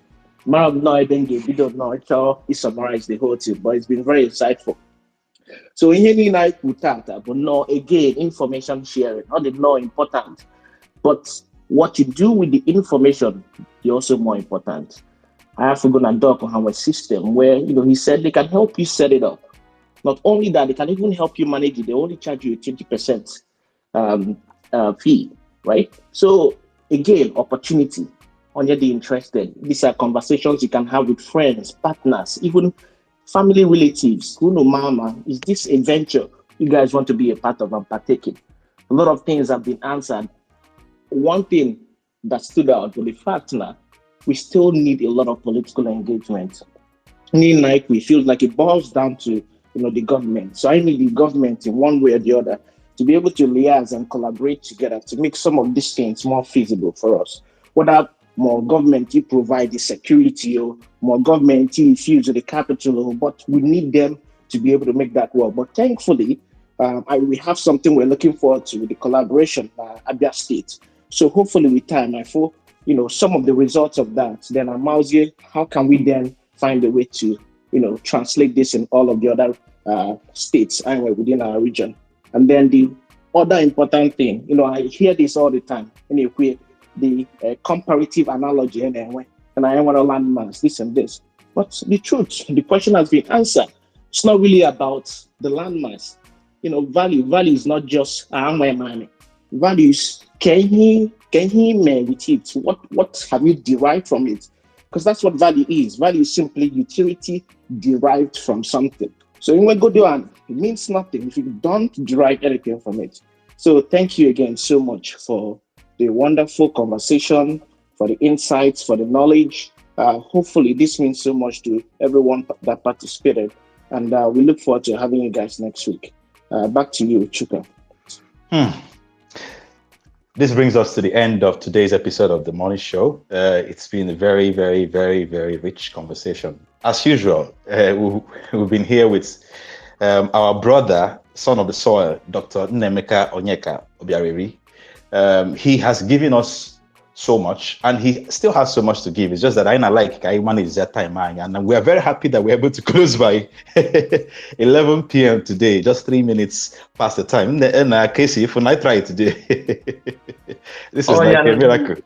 Like a miracle. So I hope we can replicate this. It worked. So we'll see how we can sustain this and manage our time well, so that we can compress everything into the 3 hours. Okay, make one yourself and achieve one more. But I want to say thank you to everyone here who has been patiently listening, contributing in one way or another. Those who retweeted, those who posted, those who invited people, and those also who were announcing this thing when we were promoting it before today, the build up.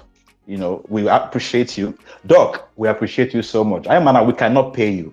If in is in fact it's invaluable, and we know that God will reward you. We know that rewards will come from different corners, and we hope that you and we hope that you will make available some kind of information that we'll put up, even a website and all that we can put up from our page, so people can see and know how to see what you're doing. It's very, very important, so that they can be part of it and know how to be part of it.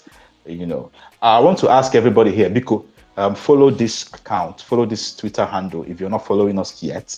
Tell people about what we're doing. This has been the MONI Show, acronym for Makodim Mandibo. It's just where we come and have a conversation about Oganirundibo. And this month, we've been talking about, last month to this month, we've been talking about economic development in Alibo, trying to in different sectors. Next week, we're going to be talking about tech in Alibo, or something else, but tech is what we're looking at now. And until we have covered as much as possible, then we now begin to look at how to ensure that we have good governance in Alibo, because everybody can hear niggas who are not. And I will make it those over the call where the guys were choya. What I can see when end there today. If you enjoy this conversation, Biko, share it with people. All I do at YouTube by tomorrow afternoon. So you can actually share that link to people who are not on Twitter so they can listen. I'm not a logo, but people can pick the much they can listen. This is a recorded space. You can also come back to it if you didn't start with us. And Chukwu gozie onye ọbụla, and have a good night. Ọbụla in Nigeria. N'obodo oyibo ebe ọbụla ị nọ, ya gaziere unu anya pụọ. It's the Money Show. Maka ọdịmma ndị Igbo.